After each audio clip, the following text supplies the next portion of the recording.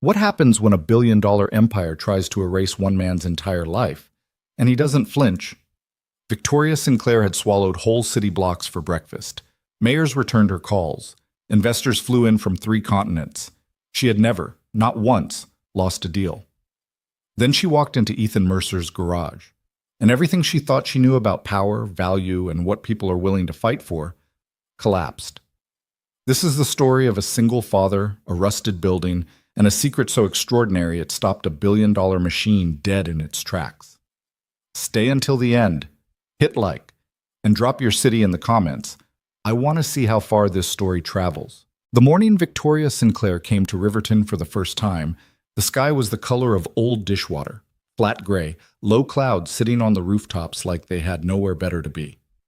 She rode in the back of a black SUV, her phone pressed to her ear, barely glancing at the neighborhood sliding past her window. She didn't need to look. She had seen the reports. She had seen the aerial photographs, the property assessments, the market comparisons. Riverton was exactly what her team had described, a worn-out pocket of the city that had been quietly falling behind for 30 years. Cracked sidewalks, chain-link fences, corner stores with hand-painted signs, buildings that looked like they were being held together by habit and stubbornness more than any actual structural integrity. "We're 2 blocks out," her driver said. She pulled up a document on her phone. One remaining acquisition. One single property blocking the final corridor of the Sinclair Meridian development. A project that would pour nearly $2 billion into this city's tax base, create thousands of jobs, and replace this crumbling stretch of underperforming real estate with something that actually mattered. One holdout, one man. She ended her call and finally looked out the window. The garage appeared on the left side of the street like an afterthought. A squat, faded structure squeezed between a vacant lot and a shuttered laundromat.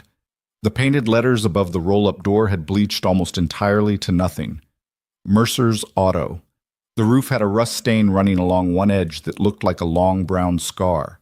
The concrete apron out front was cracked and oil-stained, dark patches soaked into the surface over what must have been years, maybe decades. Victoria studied it for a moment as the SUV slowed. "That's it?" she said. "Yes, ma'am."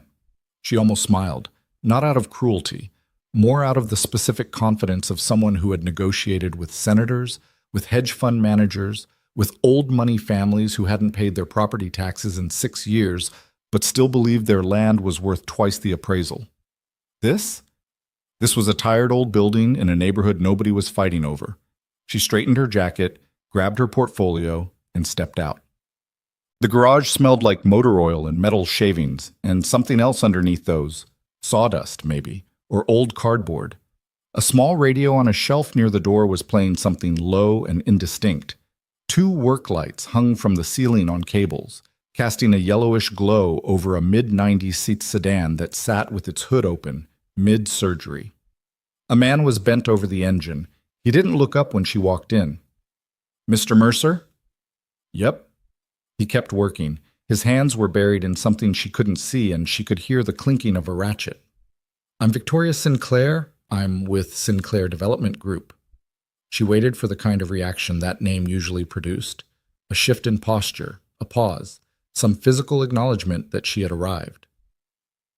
"I believe my office has been in contact with you several times over the past 4 months," he said. 11 letters, 3 phone calls, 2 visits from people I'd never met. He pulled the ratchet out and straightened up. Ethan Mercer was not what she had expected. She wasn't entirely sure what she had expected. Something more defeated, maybe, or more defensive. Instead, she found a man in his early 30s with grease on his forearms and a calm, unhurried expression that felt almost deliberately inconvenient. He wasn't hostile, he wasn't nervous, he was just present. Like a man who had decided a long time ago exactly where he stood and had no particular interest in being moved. He wiped his hands on a rag and looked at her with dark eyes that took her in without much visible reaction. "I know who you are," he said. "Then you know why I'm here." "I know what you want," he said. "That's not the same thing." He tossed the rag onto the workbench and leaned back against the car. He crossed his arms, not aggressively, just settling in, like he had all day. Victoria opened her portfolio. I want to be direct with you, Mr. Mercer. My team has made several generous offers for this property, and we've been patient, but we're entering a critical phase of construction. The Meridian project represents a $2 billion investment in this city. It will create 4,200 permanent jobs, he said. I read the press release. She paused. Then you understand the scale of what we're trying to accomplish. I understand what you're trying to accomplish. He glanced around the garage briefly, the way someone might glance at their own living room. Familiar, reflexive, unconscious. Doesn't mean I'm in your way. With respect, Mr. Mercer, you are directly in the way. Your property sits at the center of our final corridor. We cannot build around it. Sure you can't, he said. Not mockingly, just flatly. Like he'd already had this conversation 100 times in his head and had stopped finding it interesting. She set the portfolio on the workbench and turned it to face him. The number on the top page was the kind of number that tended to stop conversations. It was well above assessed value, above market, above what any legitimate buyer would pay for a property in this condition, in this neighborhood. He looked at it. He didn't move. That's a serious offer, she said. It is, he agreed. More than this property is worth by any reasonable measure. Something shifted in his expression, just barely, just at the corners of his eyes. Not anger, something quieter than that. Depends on what you're measuring, he said. She waited for more. He didn't offer it. Mr. Mercer, I'm not selling. He picked up the ratchet again. You're welcome to leave that number with me, but it won't change. I'm not selling. She stood there for a moment. In her experience, people who said I'm not selling at this stage meant you haven't offered enough yet. The body language usually gave it away, the way they kept their eyes on the number, the way they needed you to convince them more than they needed you to leave. But Ethan Mercer had already turned back toward the engine. He wasn't waiting for her to say something more. He was done. Victoria closed the portfolio. She looked at the garage one more time, the stained floor, the rattling ceiling fan, the old shelves crowded with filters and socket sets and cans of penetrating oil. Her eyes moved to a steel door set into the back wall. It was heavier than the rest of the building, she noticed. Newer. The frame looked reinforced. There was a digital keypad mounted beside it, the kind you'd find on a secure storage unit or an equipment vault. It was the only thing in the place that didn't look tired. She filed it in the back of her mind and walked out. We'll see. The debriefing in the SUV lasted 4 minutes. He said no, she told her chief of operations, Daniel Forsyth, without preamble. Daniel was 47, built like a retired linebacker, and had the kind of unshakable loyalty that came from being underpaid for 12 years before finally being paid extremely well. He sat in the passenger seat with his tablet open and his reading glasses pushed up on his forehead. "How firm?" he asked. "Very." She was quiet for a moment, watching the garage disappear in the side mirror as the SUV pulled away. "But he's not angry. He's not performing. He just—" She searched for the right word. "He's comfortable." Comfortable can be a negotiating position. "I know what a negotiating position looks like, Daniel." She looked out the windshield at the street ahead. This was something else. He waited. "What's actually in his file?" she asked. Full background. 40 years old. "He's 32, she said immediately. He looked it up. "You're right, 32. Sorry. Opened the garage 6 years ago. Before that," Daniel scrolled. "Not much. Some employment records, mechanical work. Prior to that, there's almost nothing publicly available. He's got a daughter, 7 years old, mother deceased. Wife, she passed 4 years ago." He glanced up. "There's not a lot here, Victoria. He's not connected to anything significant." He knew the job numbers from our press release. Anybody can read a press release. He read it carefully. She tapped her fingernail against the window. "He's not as simple as this looks. Find out what's in the rest of the file. Anything older. Otek." Riverton had been many things over its 100-year life. In the 1920s, it was a working-class neighborhood built around the rail yards, close-packed houses, corner taverns, Catholic churches on alternating blocks. In the 50s, it got a little money and put up some small commercial strips. In the 70s, the rail yards closed and the money left, and the neighborhood didn't so much decline as deflate, slowly. like something losing pressure over a very long time. By the time Ethan Mercer moved in, Riverton had achieved a particular kind of stasis that long-neglected neighborhoods sometimes settle into. Not dead, not thriving, just existing. The people who lived there had mostly been there long enough that leaving felt less like an option and more like a kind of defeat. They knew each other's names, they shoveled each other's walks in winter, they complained about the same potholes to the same city councilman who had been promising to fix them for 9 years. Then the Meridian announcement came. At first, nobody was sure how to feel. The money was real. The renderings looked like something from a different city entirely. Glass towers, wide plazas, restaurants with outdoor seating, and little potted trees along the sidewalk. The development company held a community meeting in March at the rec center on Halloran Street. Victoria's people brought architects and consultants and a short film about urban revitalization. Most of the property owners in the target zone had started selling within 90 days. Not because they were pushed. Some of them, a lot of them, were ready, tired, holding on to properties that were costing them money to maintain. The check from Sinclair Development wasn't just fair. For many of them, it was the solution to a problem they'd been carrying for years. But not everyone. A woman named Ruth Okafor had cried when she signed the papers for her mother's house. She had grown up in that house. Her mother had been born in that house.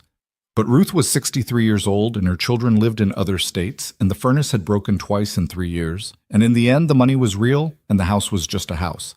A man named Dennis Kwan had held out for almost 2 months before Sinclair's people found out that the tile shop he was running had 3 violations in arrears and a silent partner who badly needed liquidity. The deal had been quiet and quick. One by one, the holdouts had resolved themselves. And then there was just Ethan. Rosa Delgado had worked at Mercer's Auto for 3 years. She was 26, practical, capable, with a torque wrench, and deeply unimpressed by the general tendency of people to underestimate her. She had come to Ethan looking for part-time work and had ended up full-time within 2 months because it turned out she had a better intuition for electrical systems than anyone else in the shop. She was in the office, a cramped room in the front corner with a desk, a filing cabinet, and a space heater that only worked if you kicked it once on the left side. When Ethan came back in from seeing the woman in the suit out, "How'd it go?" Rosa asked without looking up from the invoice she was processing. "About how you'd expect. She try the guilt trip or just go straight to the big number?" Ethan sat down in the chair across from her desk. He stretched out, long legs extending, and stared at the water-stained ceiling for a moment. "Big number. Then a short version of the guilt trip." Rosa put down her pen. "Big number like..." "Big enough." She looked at him. "Ethan. I know." "That's..." "I know, Rosa." She sat back. She had been through enough of these conversations to know where they went. Early on, she had made arguments, practical, numerical arguments about what the money could do, about what it would mean for him and his daughter. He listened to all of them.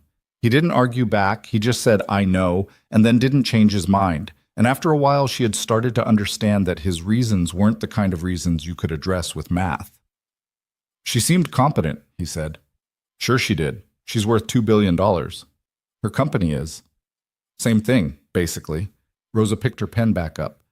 "What did she make of the place?" He was quiet for a moment. "She thought it was nothing," he said. There was no resentment in it. He said it the way you'd report the temperature outside. A fact noted, filed. "And the back room?" She didn't ask. He stood up. She noticed it, though. Rosa watched him walk back out toward the garage floor. That was the thing about Ethan Mercer that took some getting used to. He saw everything. He just chose very carefully what he said about it. First, the garage had been his wife's idea, technically. Her name was Kara. She had been a structural engineer.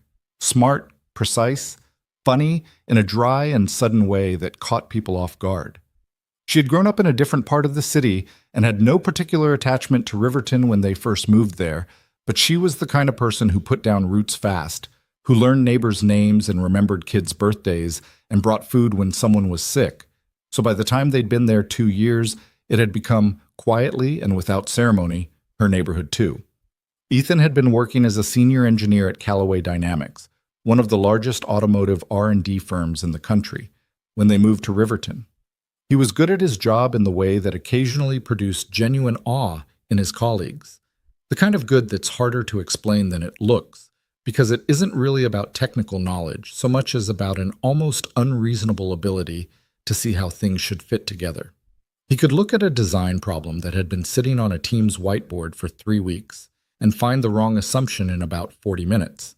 He didn't talk about it. He was just good at it, the way some people are, and he got paid well and traveled sometimes and spent the rest of his time at home with Kara and eventually with their daughter Lily. He had been designing something in the last year before everything changed. A prototype, a car, technically, though that word barely covered it.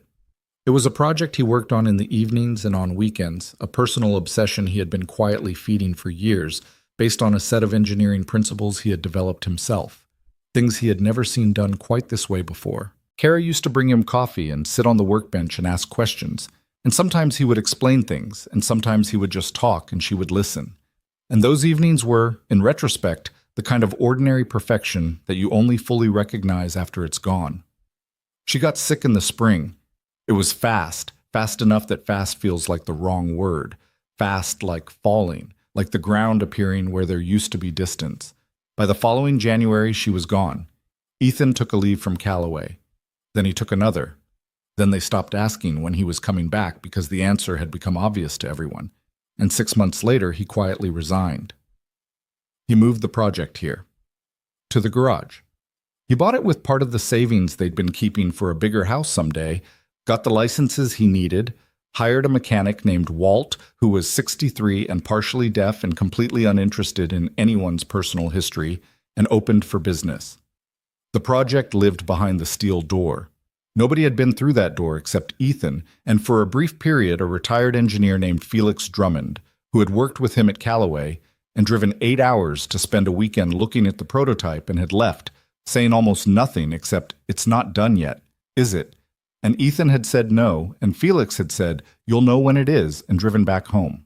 That was 2 years ago.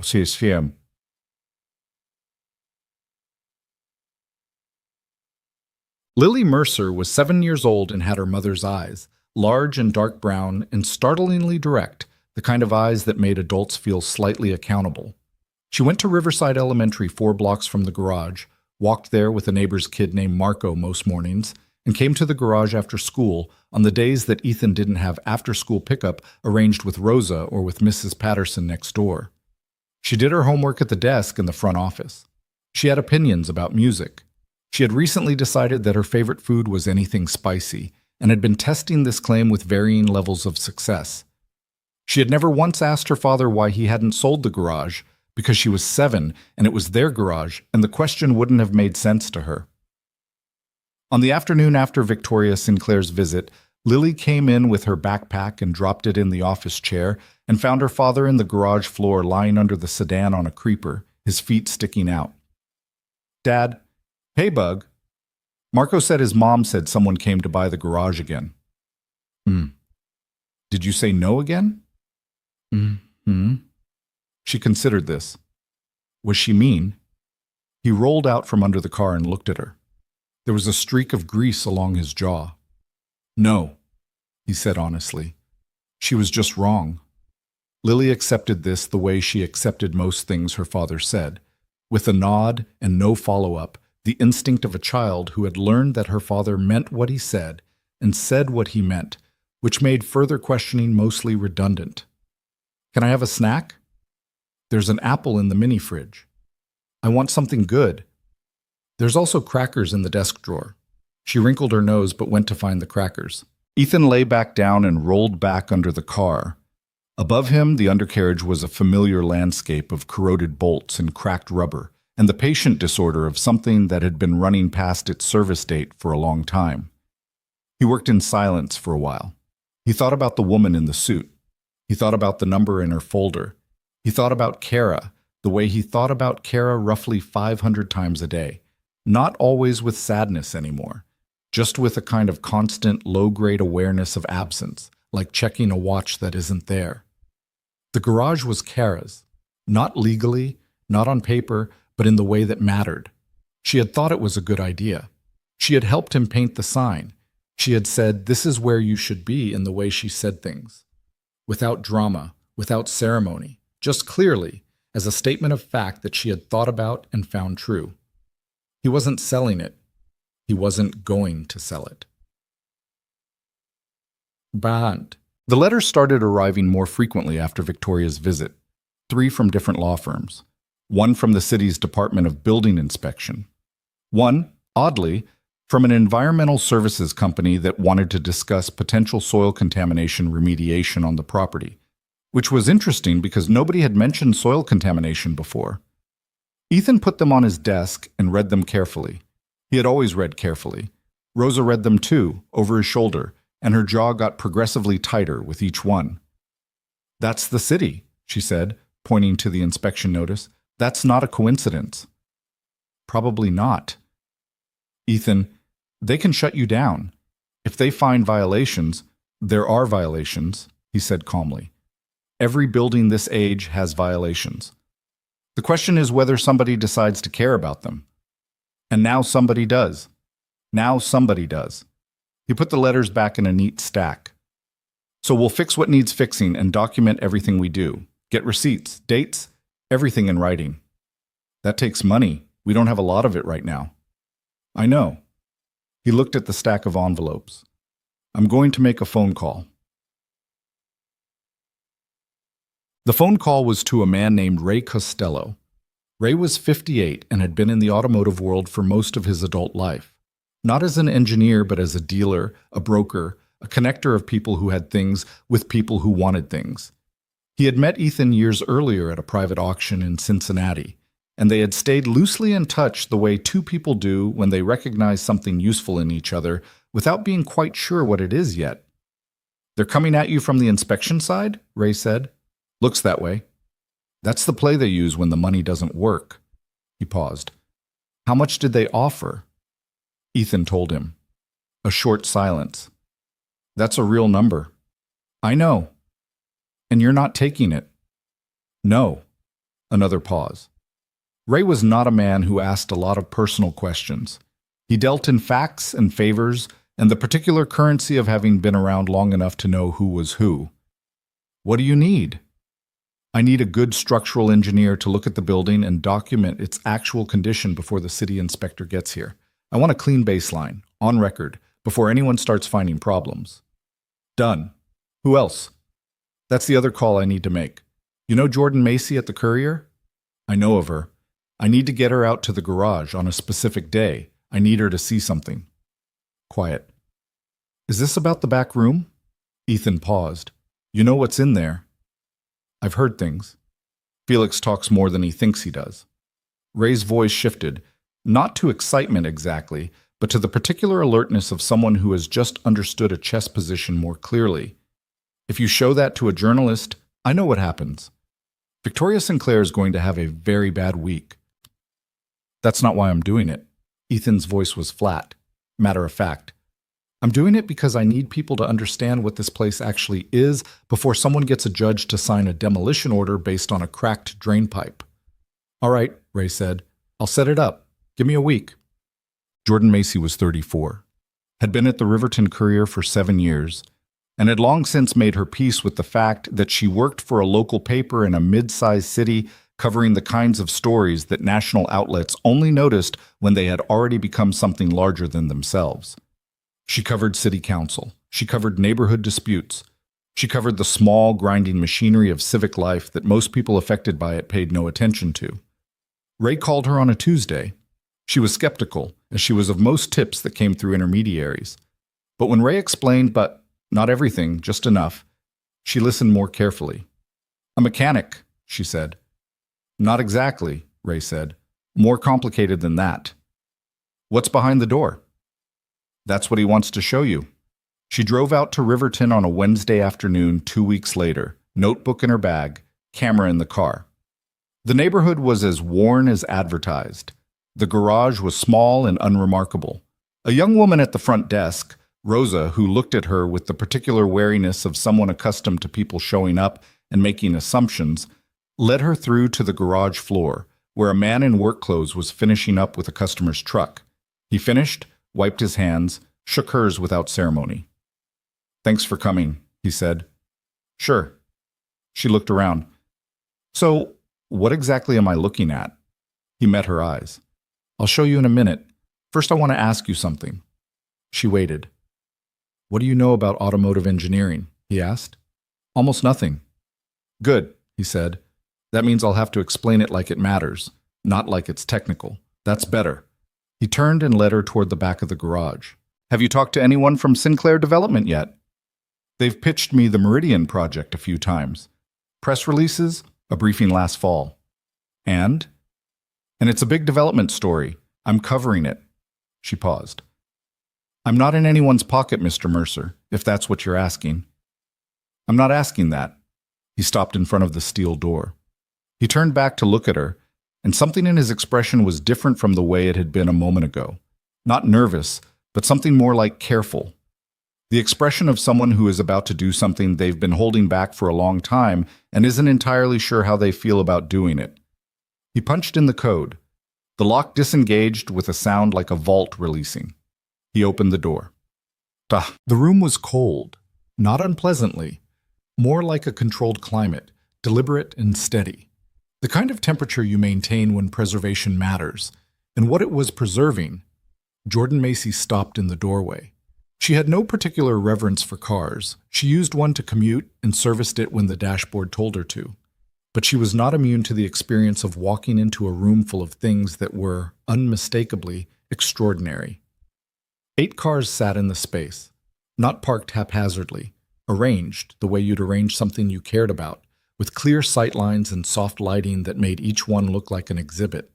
She recognized almost none of them by name, but she recognized the quality, the particular stillness of things that have been maintained as a form of love. Chrome that reflected without a single fingerprint, bodywork that absorbed the light rather than deflecting it. "These are," she started. "Collector cars," Ethan said, stepping in beside her. "Some of them are worth a lot. That one," he gestured to a long, low thing in dark green, "hasn't been seen publicly since 1974. There are 4 in existence. I found it in a barn in rural Kentucky 6 years ago and spent 14 months restoring it." She looked at him. "6 years ago, you were just getting started here." He moved further into the room. "These aren't what I wanted to show you." He walked to the far end. In the back of the room, partially covered by a custom-fitted cloth, was something that was not like the others. It was lower and more aggressive. Even under the cover, you could read its posture. The way it sat on the floor, the proportions, something about the way its corners turned. It occupied space differently than anything else in the room. He pulled the cloth back. Jordan was quiet for a long moment. "What is that?" she said. "That," Ethan said, "is what I've been building for the last 4 years." He explained it the way he'd said he would, like it mattered, not like it was technical. He had begun the design at Callaway Dynamics, he said, as a private project, a proof of concept for a propulsion and chassis architecture that had never been fully realized in a production context. He had solved, over time, a series of engineering problems that the automotive industry had been circling without quite cracking. He talked about weight distribution, about energy recapture, about a specific geometry in the suspension design that he had worked out on paper over about 8 months before he was sure he had it right. He did not say this will change the industry, or this is the future of automotive engineering. He talked about it the way someone talks about a thing they know very well, precisely, with a kind of restrained intensity that was more convincing than any amount of enthusiasm would have been. Jordan wrote for 45 minutes without stopping. When she finally looked up, she said, "Why now? Why are you showing me this now?" He was quiet for a moment. "Because someone is trying to tell people this place is nothing," he said. "Before they can do that, I want someone to see what it actually is." "And you think this," she gestured at the car, "changes that?" "I think," he said, "that when people know what's in this room, they'll have a harder time believing that shutting it down is in anyone's interest except one person's." Jordan looked at the car again. It sat there, unfinished, in some sense, still waiting for something, but unmistakably itself. The kind of thing that made you understand why some people gave everything to an idea for years without knowing if it would ever be finished. She thought about Victoria Sinclair. She thought about the Meridian Project. She thought about the inspection notices she'd heard about, the letters from law firms, the sudden municipal attention on a building that had been fine for 6 years. "You know," she said, "this is going to be a very complicated story to write." "I know," Ethan said. He sounded like he'd expected that. 3 weeks later, Rosa found him in the garage at 10:30 at night. He was sitting on an overturned crate with a cup of coffee that had gone cold, looking at nothing in particular. The garage was quiet. Lily was at Mrs. Patterson's for the night. The city inspector was scheduled to come in the morning. "You should sleep," Rosa said. "I know." She sat down on another crate. The overhead lights were half dimmed and the space felt different at night, larger somehow and more still. "Are you worried?" she asked. He considered the question. He turned the coffee cup in his hands. "When Kara was sick," he said slowly, "there was a period, about 6 weeks before the end, where I could see exactly how it was going to go. Not because the doctors told me, but because I knew. And I remember thinking that the worst part wasn't the knowing. The worst part was that there was nothing left to figure out. All I could do was be there." Rosa was quiet. "This is different," he said. "This I can still figure out." He stood up. He rinsed out the coffee cup. He turned off the last remaining light and walked to the back room to check the climate control setting, the way he did every night. The prototype sat in the dark, patient and still, waiting to be finished. He put his hand on the hood for just a moment. Then he locked the door behind him and went home. The city inspector showed up at 8:47 in the morning, 13 minutes before he was scheduled to arrive, which was either a coincidence or a small power move. Ethan had learned to stop assuming things were coincidences. His name was Gerald Fitch. He was in his mid-50s, carried a clipboard with a practiced air of bureaucratic authority, and wore the expression of a man who had been doing this long enough to know that nobody was ever happy to see him. He had a younger colleague with him, a woman named Trainee Something, who wrote things down and said nothing. Ethan was already there. So was the structural engineer Ray had sent, a compact, silver-haired woman named Dr. Patricia Huang, who had her own clipboard and her own camera and had arrived an hour earlier and done a thorough walkthrough before Fitch appeared. Her report was already half written. That had been the point. "Mr. Mercer," Fitch said, not unkindly, "shall we get started?" "Go ahead," Ethan said. He followed them through the building at a measured distance, watching Fitch work. The man was professional enough. He checked the electrical panel, noted 2 breakers that were outdated but functional. He checked the ventilation, noted insufficient airflow in the main bay, which was true and not new. He checked the bathroom plumbing. He checked the fire suppression system, which was current, inspected 8 months ago, certificate on file. He checked the exterior drainage, which had a partial blockage on the east side that Ethan had noticed himself and had already put on his repair list. Each item Fitch noted, Dr. Huang photographed and logged independently. Each time Fitch wrote something down, she wrote something down. She didn't say anything. She didn't have to. Fitch was aware of her, the way you're aware of someone watching you work, and Ethan noticed the inspector become slightly more careful after the first 15 minutes, more deliberate, less interpretive. When it was over, Fitch handed Ethan a preliminary findings sheet. 7 items. 3 minor. 2 moderate requiring correction within 60 days. 2 significant, one involving the drainage and one involving an outdated load-bearing assessment on the rear wall. "We'll need documentation of corrections within the timeline noted," Fitch said. "Understood." Ethan looked at the sheet. "I'd like to note for the record that an independent structural assessment was completed this morning prior to your arrival, documenting the baseline condition of the property." He handed Fitch a copy of Dr. Huang's preliminary findings. Fitch looked at it. His expression didn't change much, but something behind his eyes shifted. A small recalibration. He was a professional. He understood what a parallel documentation trail meant. "That's your right," he said carefully.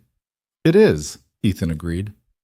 After they left, Rosa appeared from the office doorway where she'd been standing with her arms crossed and her jaw set the entire time. 7 violations, she said. 7 manageable violations, Dr. Huang said, snapping her camera case closed. Nothing here would justify emergency closure. If someone tries to use this for a demolition order, they'd have a fight on their hands in administrative court, and they'd lose. Slowly, but they'd lose. She looked at Ethan.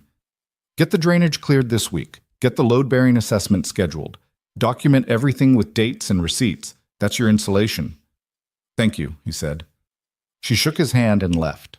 Rosa watched her go. Ray's people are good. Ray's people owe him favors. Same thing. She looked at him. How long can we do this? The repairs cost money. The lawyer who looked at those letters cost money. Every time they push, it costs us something. I know. We're not a big operation, Ethan. I know, Rosa. He folded the inspection sheet and put it in his back pocket. His voice was patient but not dismissive, the tone of someone who had already done the math and didn't particularly enjoy the result. 2 months. I need 2 months. For what? He looked toward the back of the garage, toward the steel door, the way he sometimes did without seeming to realize it, the way people look toward things they're thinking about even when they're not talking about them. For the story to land right, he said. She exhaled through her nose. It wasn't agreement exactly, but she didn't push further. That was the thing about working for Ethan. He didn't always tell you everything, but the things he did tell you had a way of turning out to be true. Jordan Macy's article ran 11 days later. It appeared in the Wednesday print edition and went online at 6 in the morning. A feature piece, 4,000 words, with photographs that Jordan had taken herself inside the climate-controlled room. The headline was straightforward enough. Inside a Riverton garage, a secret collection and an unfinished dream. Below it, the subheading, as a billion-dollar development closes in, one engineer-turned-mechanic is still working on something nobody knew was there. By 9 in the morning, it had been shared 1,400 times. By noon, a national automotive blog had picked it up under a different headline. The Lost Engineer, Callaway Dynamics' former prodigy, has been building something in a Riverton garage, and linked Jordan's piece with 17,000 words of its own speculation about the prototype. By 2 in the afternoon, Ethan's phone had received calls from 3 journalists he'd never heard of, a documentary filmmaker, and a man who claimed to represent a private automotive museum in Switzerland and wanted to discuss the 1974 dark green car. He let most of them go to voicemail. Rosa answered the one she could and told the rest they would be in touch. The comment sections, which Ethan did not read, but Rosa read with the focused attention of someone monitoring a weather system, were a mix of the predictable and the surprising. Automotive enthusiasts arrived in force, arguing about the technical specifications of the prototype with an intensity that was impressive given that Jordan's article had been deliberately vague about the engineering details. Local Riverton residents, many of them, showed up in the comments not to talk about the cars but to talk about the neighborhood, about what Sinclair Development had done, about the inspections and the legal letters and the way the whole process had felt to people who had been watching from adjacent blocks. Someone named Driveway King 74 is writing 3-paragraph comments about your suspension geometry, Rosa told him, reading from her phone. He seems pretty confident about what you got wrong. What does he think I got wrong? Something about the anti-dive characteristics. Ethan was quiet for a moment. He's not entirely off. Rosa stared at him. That's not... You know what? Never mind. What the article did, more than anything else, was change the texture of the situation. Before, the story of Riverton's last holdout had been a minor footnote in the larger Meridian narrative, a development company waiting out a stubborn property owner, a bureaucratic timeline ticking down. Sympathetic, maybe, to anyone who thought about it, but not particularly dramatic. A small human story inside a large economic one. Now it was something else. Now there was a specific thing at stake. Not just a building or a man's memories, but a one-of-a-kind prototype vehicle that had never been seen publicly, designed by an engineer whose former colleagues were, once the automotive press started making calls, describing him in terms that required some adjustment to the narrative of man run struggling garage and declining neighborhood. He was genuinely exceptional, one former Callaway colleague told a reporter from an industry publication on Background, not the loudest person in the room. Never the one pitching himself, but give him a problem, a real one, not the kind with an obvious solution. And he'd come back with something that made you rethink your assumptions. We were sorry to lose him. The industry publication ran those quotes in a piece that ran 2 days after Jordan's article. It was titled simply, "Who is Ethan Mercer?" It was a question that had not previously occurred to most people to ask. Inside Sinclair Development, the question was asked more urgently and with considerably less warmth. Victoria found out about the article the same way she found out about most things. From Daniel, who appeared in her office at 7:15 in the morning with his tablet already showing the headline, his reading glasses on, his expression carrying the specific neutrality of someone delivering information they know is going to produce a reaction. "It ran this morning," he said. She read it standing up. She read it in full, which took her longer than she expected because Jordan Macy wrote with a kind of unhurried precision that didn't allow for skimming. When she finished, she put the tablet down and walked to the window.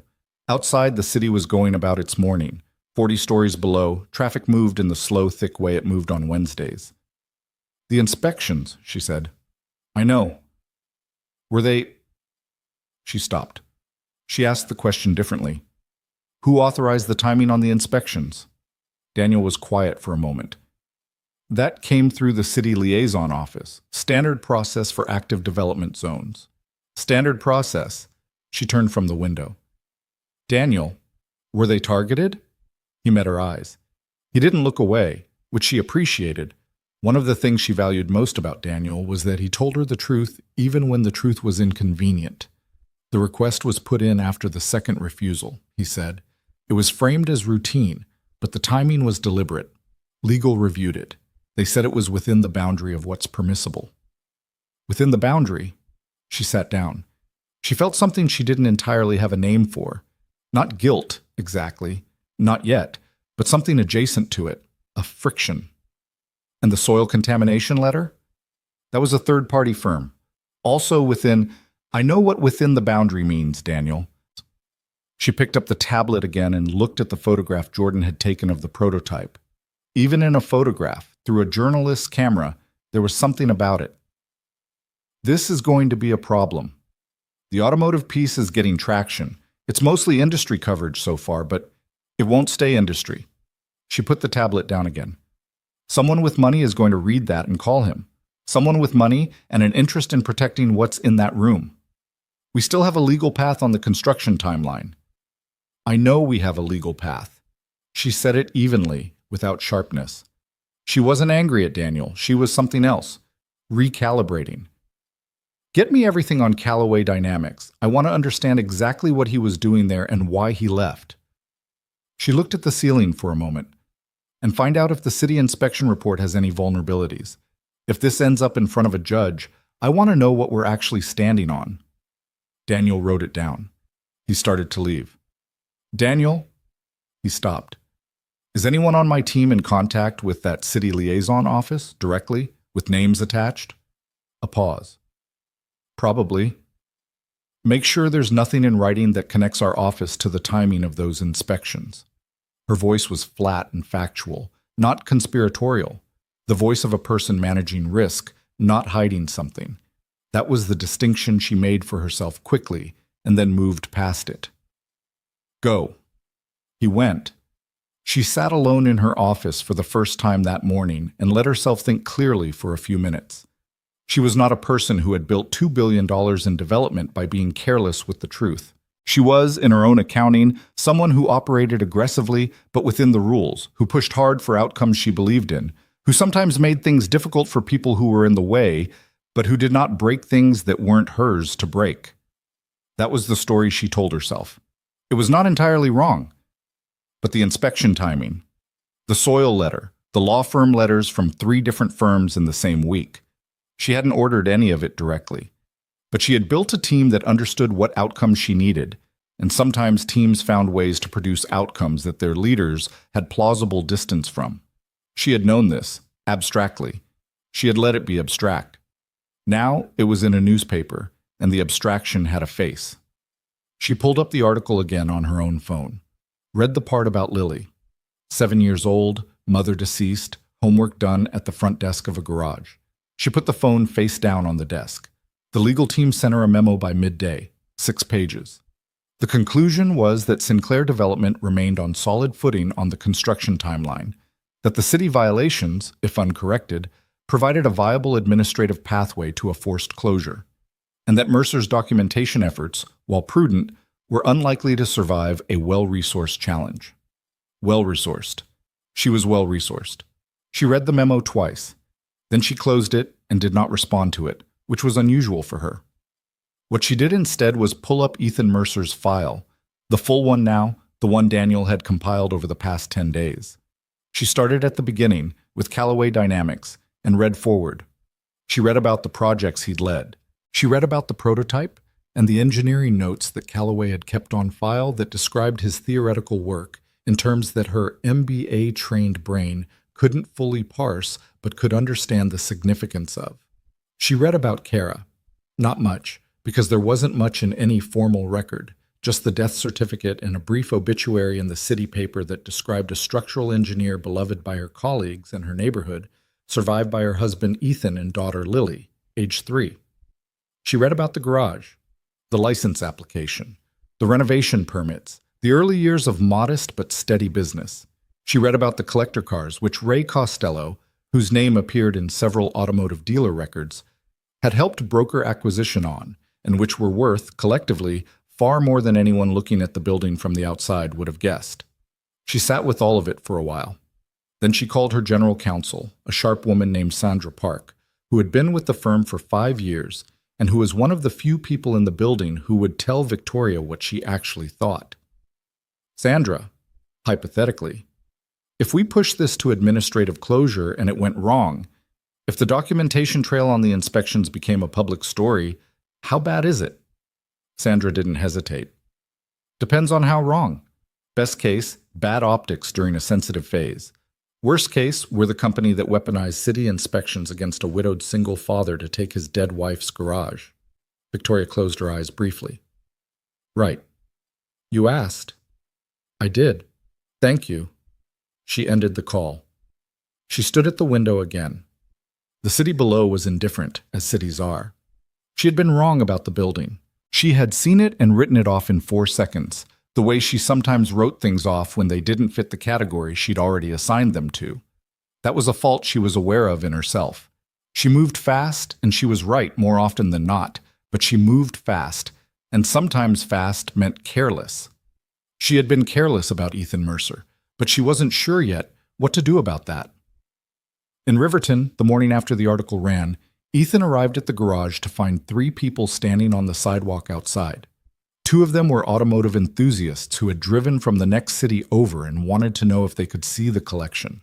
The third was a woman in her 70s named Alma, who had lived 2 blocks away for 40 years and had never come into the garage before, but had read the article and wanted to tell him directly that she was glad he hadn't sold. He thanked her. He didn't let the other 2 inside. Rosa dealt with the media requests, which continued to arrive. She had developed a system involving a spreadsheet and a standard response email, and she handled it with the same practical efficiency she applied to everything. She was good at managing the surface of things while Ethan managed the underneath. The underneath, at this moment, included a structural engineer who needed to complete the load-bearing assessment by Friday, a drainage contractor who had given him a quote that was higher than he'd wanted, and a letter from a law firm, a 4th law firm, new, different from the previous 3, suggesting that the Sinclair Development Group was prepared to pursue an expedited administrative review of the property's compliance status. He read the letter at his desk with the mild attention of someone reading the weather forecast for a day they already have plans for. New one? Rosa asked from the doorway. 4th firm. He set it down. They're getting serious about the administrative track. What does that mean practically? It means if we don't correct everything on the inspection list and prove it, they can push for a review board hearing. A review board can recommend forced closure without a full court proceeding. He picked up his coffee. It's faster than a lawsuit and more expensive to fight. Rosa leaned against the door frame. Ethan, we need to talk about money. I know. Actually talk about it. Numbers. He put down the coffee. He didn't argue, because she was right. They spread the books on the desk and went through it with the thoroughness of 2 people who understood that ignoring reality was a different kind of expensive. The repairs, the legal consultations, the months ahead, with no guarantee of when the pressure would ease or whether it would. It was tight. Not impossible, but tight in the way that tight got worse faster than you expected. I can cover 3 more months, Rosa said, if we don't lose any more major clients, if nothing breaks, and if the drainage fix doesn't go over, quote. After that, she spread her hands. Ray offered to front the drainage repair, Ethan said. Ray already did the engineer and the journalist contact. You can't keep taking from Ray. He's not doing it out of charity. He knows what's in that room. You should let someone buy one of the cars, Rosa said quietly. The Swiss Museum guy has called 3 times. Ethan looked at the desk. His jaw worked once. No. Ethan, they're not for sale.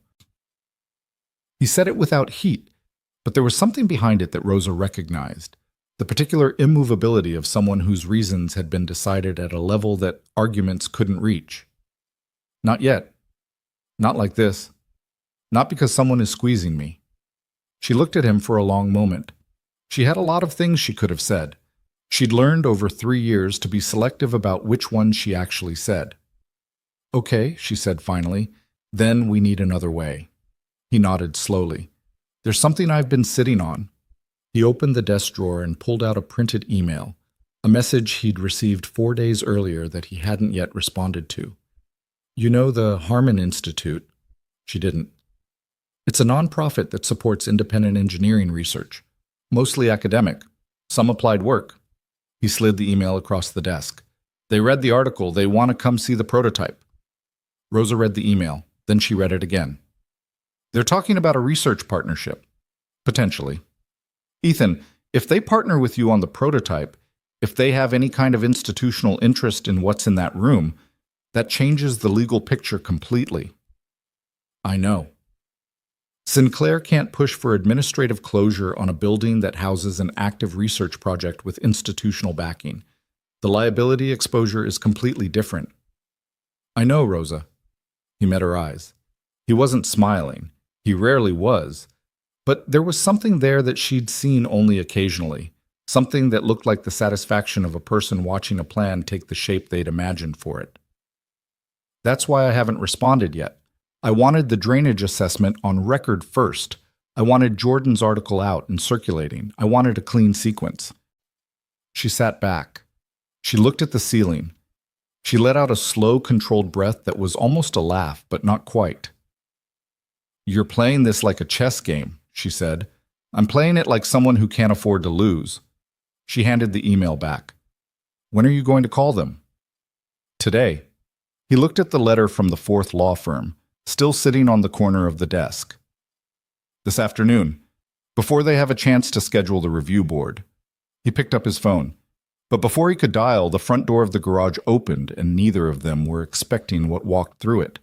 It wasn't a journalist. It wasn't an inspector. It wasn't someone from the automotive community who'd read the article and made the drive. It was a girl.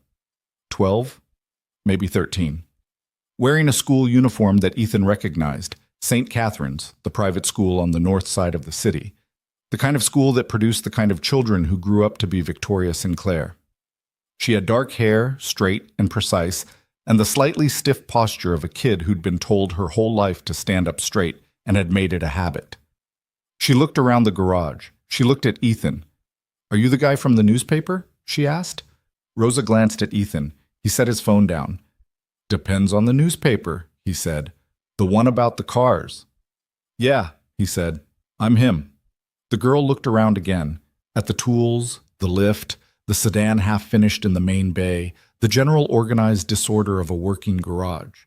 She seemed to be processing something. My mom is Victoria Sinclair, she said. A beat of silence. Rosa went very still. Ethan's expression didn't change. I know who your mom is, he said. She doesn't know I'm here, the girl said quickly, with the preemptive guilt of someone who understood they were doing something that would require explaining later. I took the bus. Okay, Ethan said. She looked at him. She seemed to be working up to something. The article said you have a daughter. I do. How old? 7. Something moved across the girl's face. A quick, unguarded thing, gone almost immediately. My dad's not around either, she said. Not with self-pity, just as a statement. Ethan said nothing. He waited. I wanted to see the cars, she said. Is that... can I? He studied her for a moment. She stood there with her school bag and her precise posture and her eyes that were Victoria Sinclair's eyes. Sharp and assessing and not quite willing to show what they were thinking, except she was 13, and 13 doesn't have as much practice at hiding things as 30.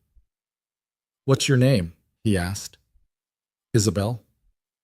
How'd you get here, Isabel? Bus 14, then walked from Halloran. He nodded slowly.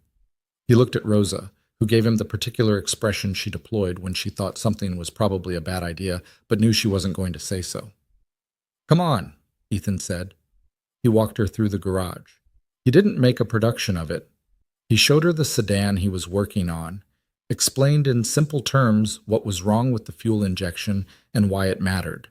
She asked a question, a specific one, not a polite one, about whether the problem could have been avoided with different maintenance.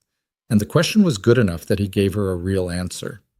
Then he took her to the steel door. She stood in the doorway of the back room and looked at the collection the same way Jordan Macy had, with the specific arrested quality of someone whose expectations have been exceeded without warning. She walked along the row of cars slowly. She stopped in front of the dark green one. This one's oldest, she said. How'd you know? The proportions. Everything's longer. She looked at him. I'm not a car person. I just know old things look different. He almost smiled. 1974, he said. She kept moving. When she reached the prototype at the far end, she stopped and didn't say anything for a full 30 seconds. Is this what you're trying to finish? She said. Yeah. What's it for? Is it for selling? Or, it's for being right, he said. And then, because that sounded possibly more strange than he intended, some things you build because you want to solve the problem. The problem's been sitting there for a long time. She looked at him again. Her voice, when it came, was quieter than it had been. My mom thinks you're just holding out for more money. I know she does. Is she wrong? Yeah. Isabel looked at the prototype. She seemed to be deciding something. She's not a bad person, she said. I know how it probably looks, but she actually does believe the project is good for people. She talks about it like it matters, the jobs and the development, and she stopped. She doesn't always see the whole thing. Ethan looked at the car. People rarely do. You don't have to let her off the hook, Isabel said with a dry frankness that was startling coming from a 13-year-old. I'm not, he said. They stood there for a moment in the cold, quiet room with its careful lighting and its extraordinary contents. You should probably call her, Ethan said. Let her know where you are. Isabel grimaced. Yeah.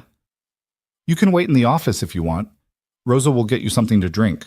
She nodded. She looked at the prototype one more time. I hope you finish it, she said. Then she walked back through the garage, her school bag on one shoulder, her posture still precise, and her face showing more than she probably knew. Ethan stood alone in the room for a moment after she left. He thought about what she'd said. She doesn't always see the whole thing. He understood that. He'd been guilty of it himself, in different ways in different rooms. He thought about Kara, who had been better at seeing whole things than almost anyone he'd known, who had told him once, during a late conversation in the kitchen of their old apartment, that the mistake people made with problems was treating them like puzzles, fixed, solvable, with one right configuration, when most real problems were more like weather systems, things you had to move through, not solve. He walked back to the office. Rosa looked at him. Well, she said. Call the Harmon Institute, he said. Tell them I can meet Thursday. She reached for her phone. He picked up his own, looked at it for a moment, then set it down. In about 40 minutes, he expected, a black SUV would appear outside the garage, and Victoria Sinclair would step out looking the way she always looked, precise, prepared, in full command of the surface of whatever situation she was entering.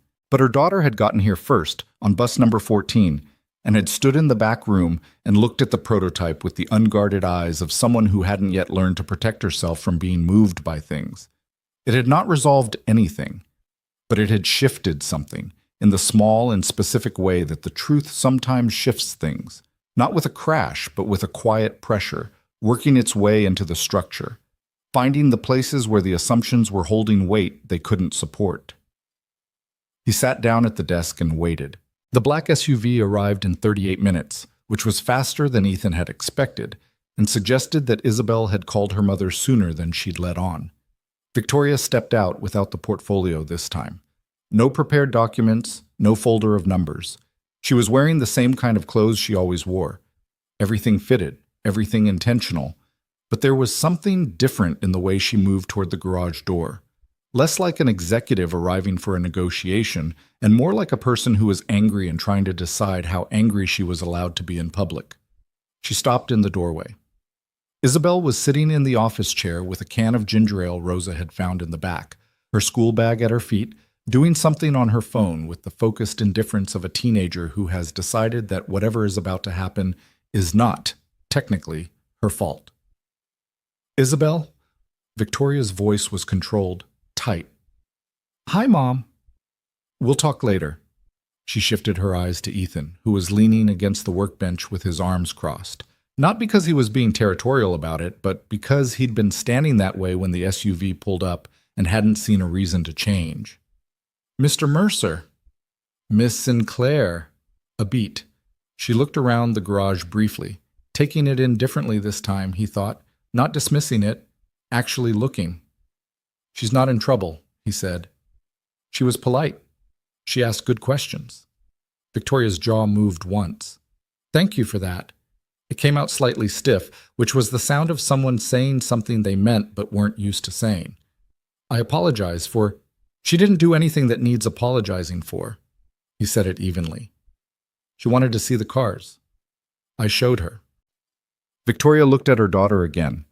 Isabel had put her phone down and was watching the adults with the particular attention of a kid who understood that something real was happening and was trying to read it accurately. Did you show her the... Victoria paused. All of it? Yes. Something passed across her face that Ethan couldn't entirely read. She turned back to him. She seemed to be deciding something, some internal negotiation happening behind her eyes. Can I ask you something? She said. Not the voice she'd used on her first visit. Something different, slightly less armor in it. Sure, he said. The prototype. She said it carefully, like she was testing the word. Is it finished? No. How close? He looked at her for a moment. Why? Because I read the Callaway files, she said. I had my team pull everything available on your work there. The internal assessments, the project notes, the peer reviews. She paused.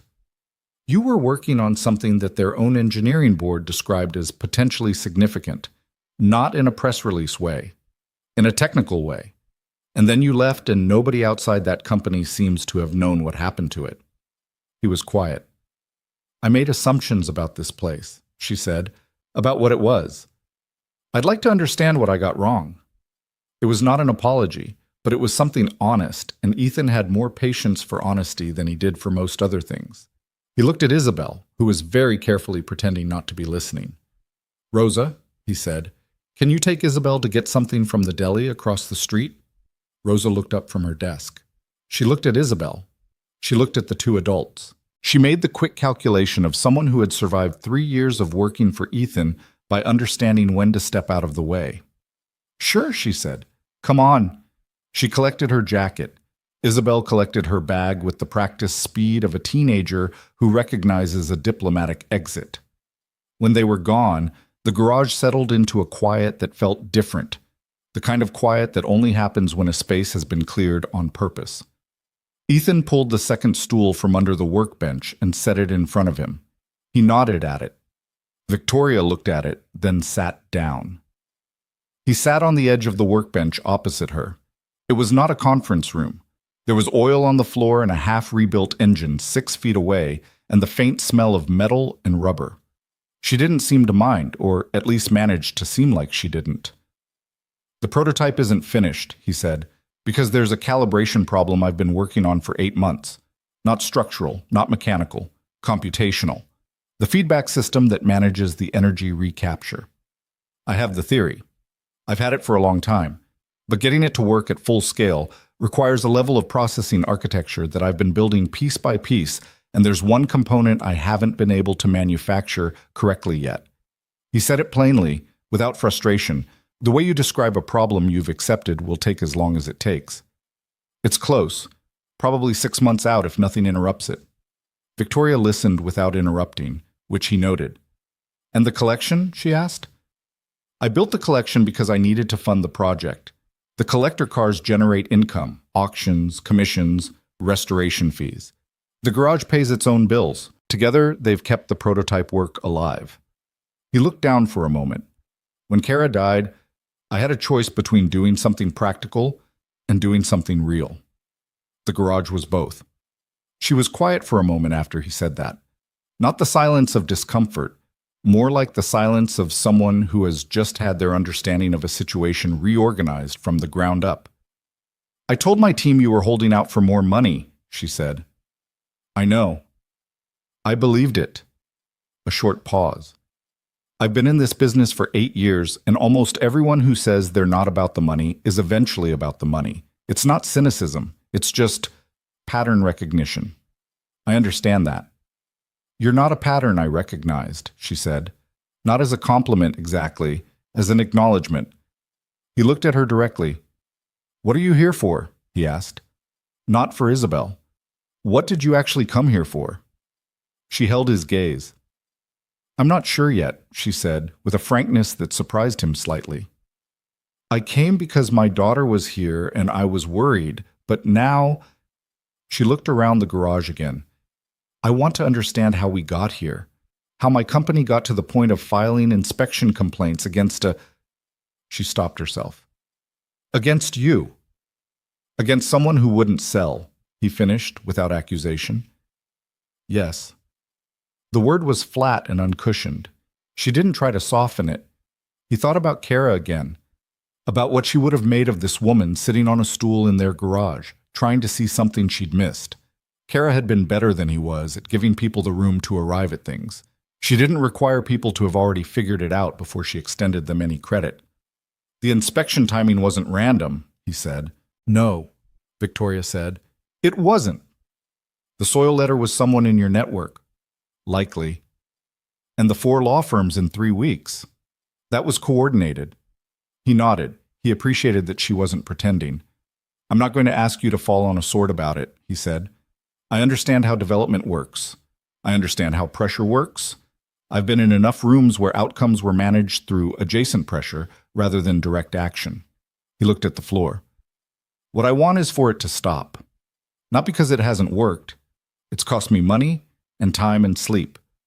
But because I'm going to fix everything on that inspection list, I'm going to get institutional backing for the research project, and every additional thing your team does to pressure me is going to land on the public record, which now has ears it didn't have 6 weeks ago. Victoria looked at him steadily. You're not threatening me. I'm explaining a situation, he said. There's a difference. There is. She put her hands in her lap. She looked tired, he thought. Not physically, but in the way that people sometimes look tired when they've been running a story in their head for a long time and have just discovered the story was wrong. I doubled the offer this week. I told Daniel to prepare the paperwork. I know. He called Rosa yesterday. You haven't responded. No.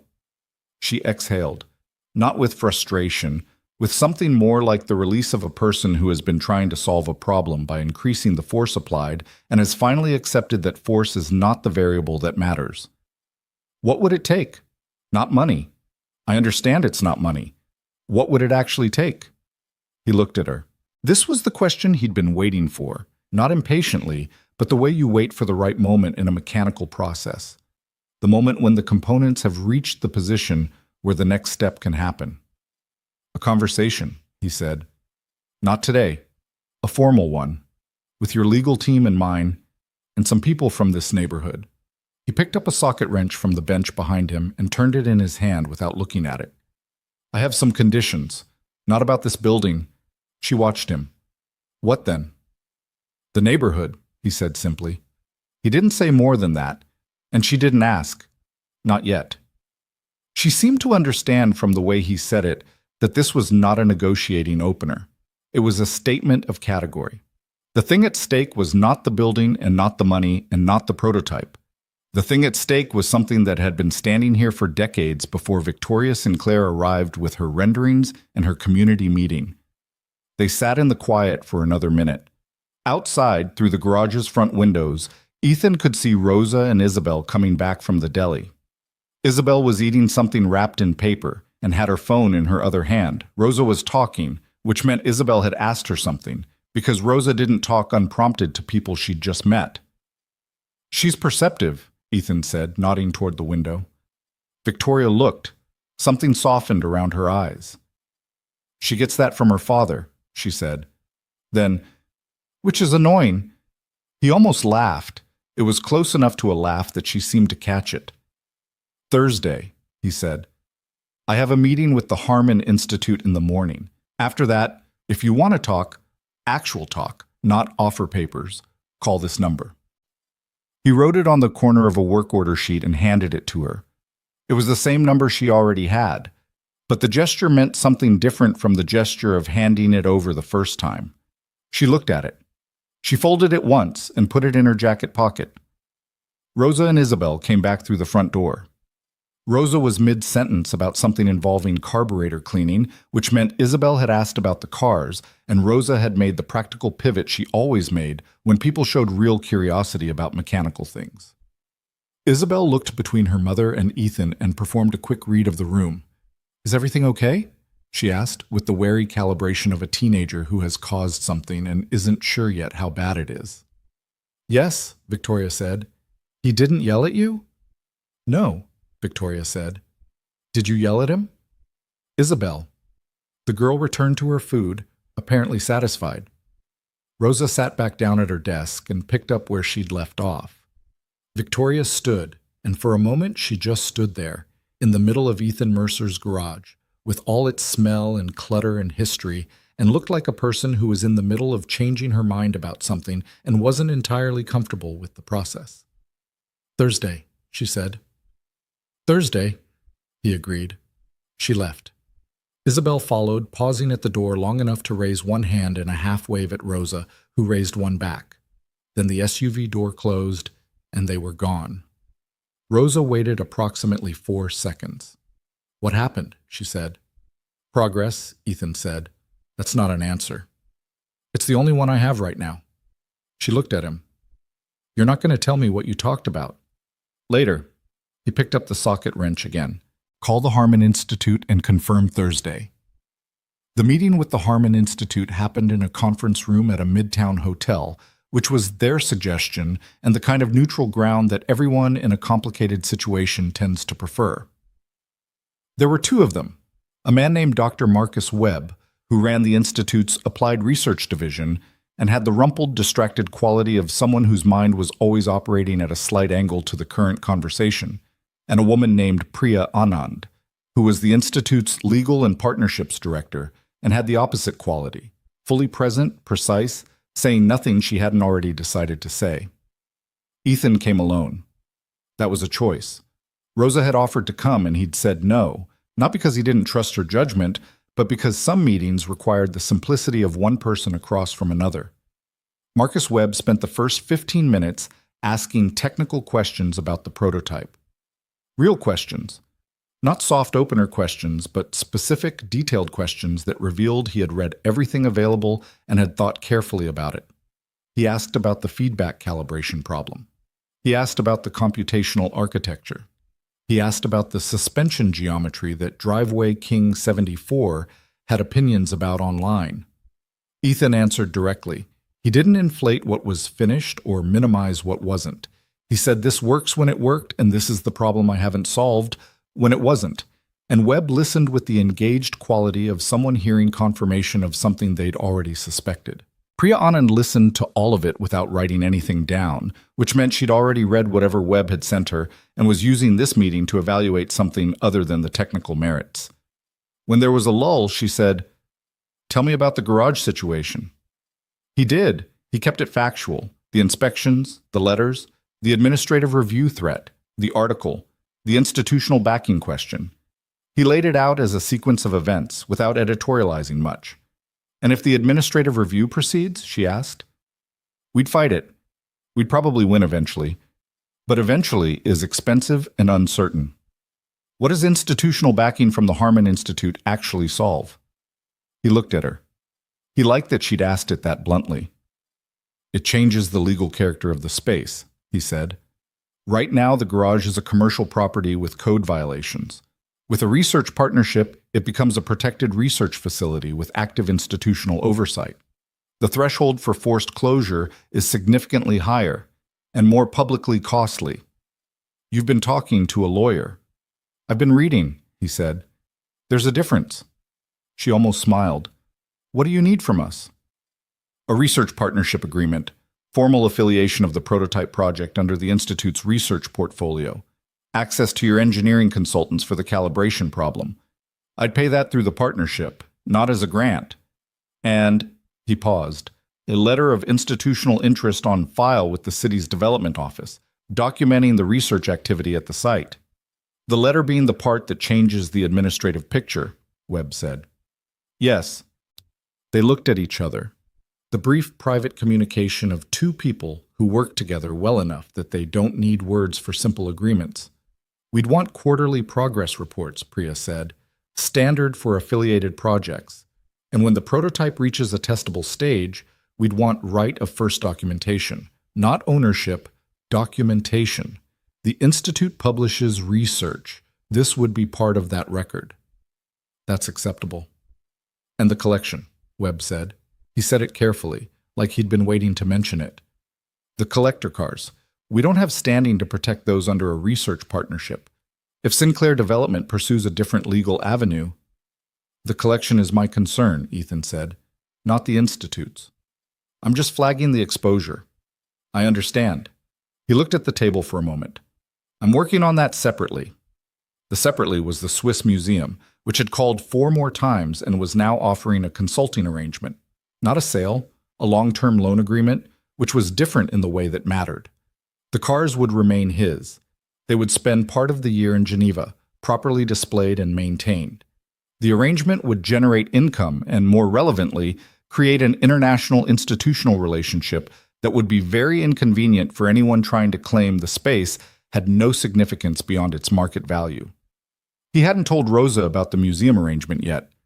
He would, soon. Webb said, we can have the partnership documents drafted by end of next week. I'd need them before Tuesday, Ethan said. Priya looked at him. That's specific.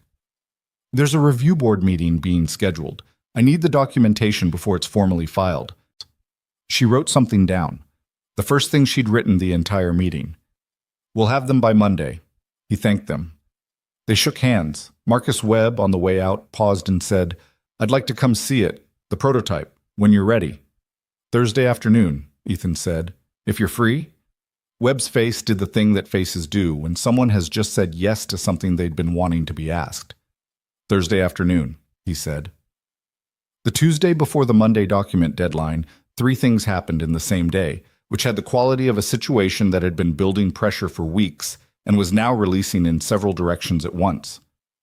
The first was that the drainage contractor finished the repair and handed Ethan a completed work order with date stamps and photographs, which Rosa immediately uploaded to the formal documentation file she had been maintaining with the fastidiousness of someone who understood that this file was a legal instrument, not a record. The second was that a reporter from a national outlet, not automotive, General's News, called to say they were developing a story about development tactics in mid-sized American cities and wanted to interview Ethan about the inspection and legal pressure timeline. He said he'd think about it, which meant he called Ray, who said to wait until the review board question was settled.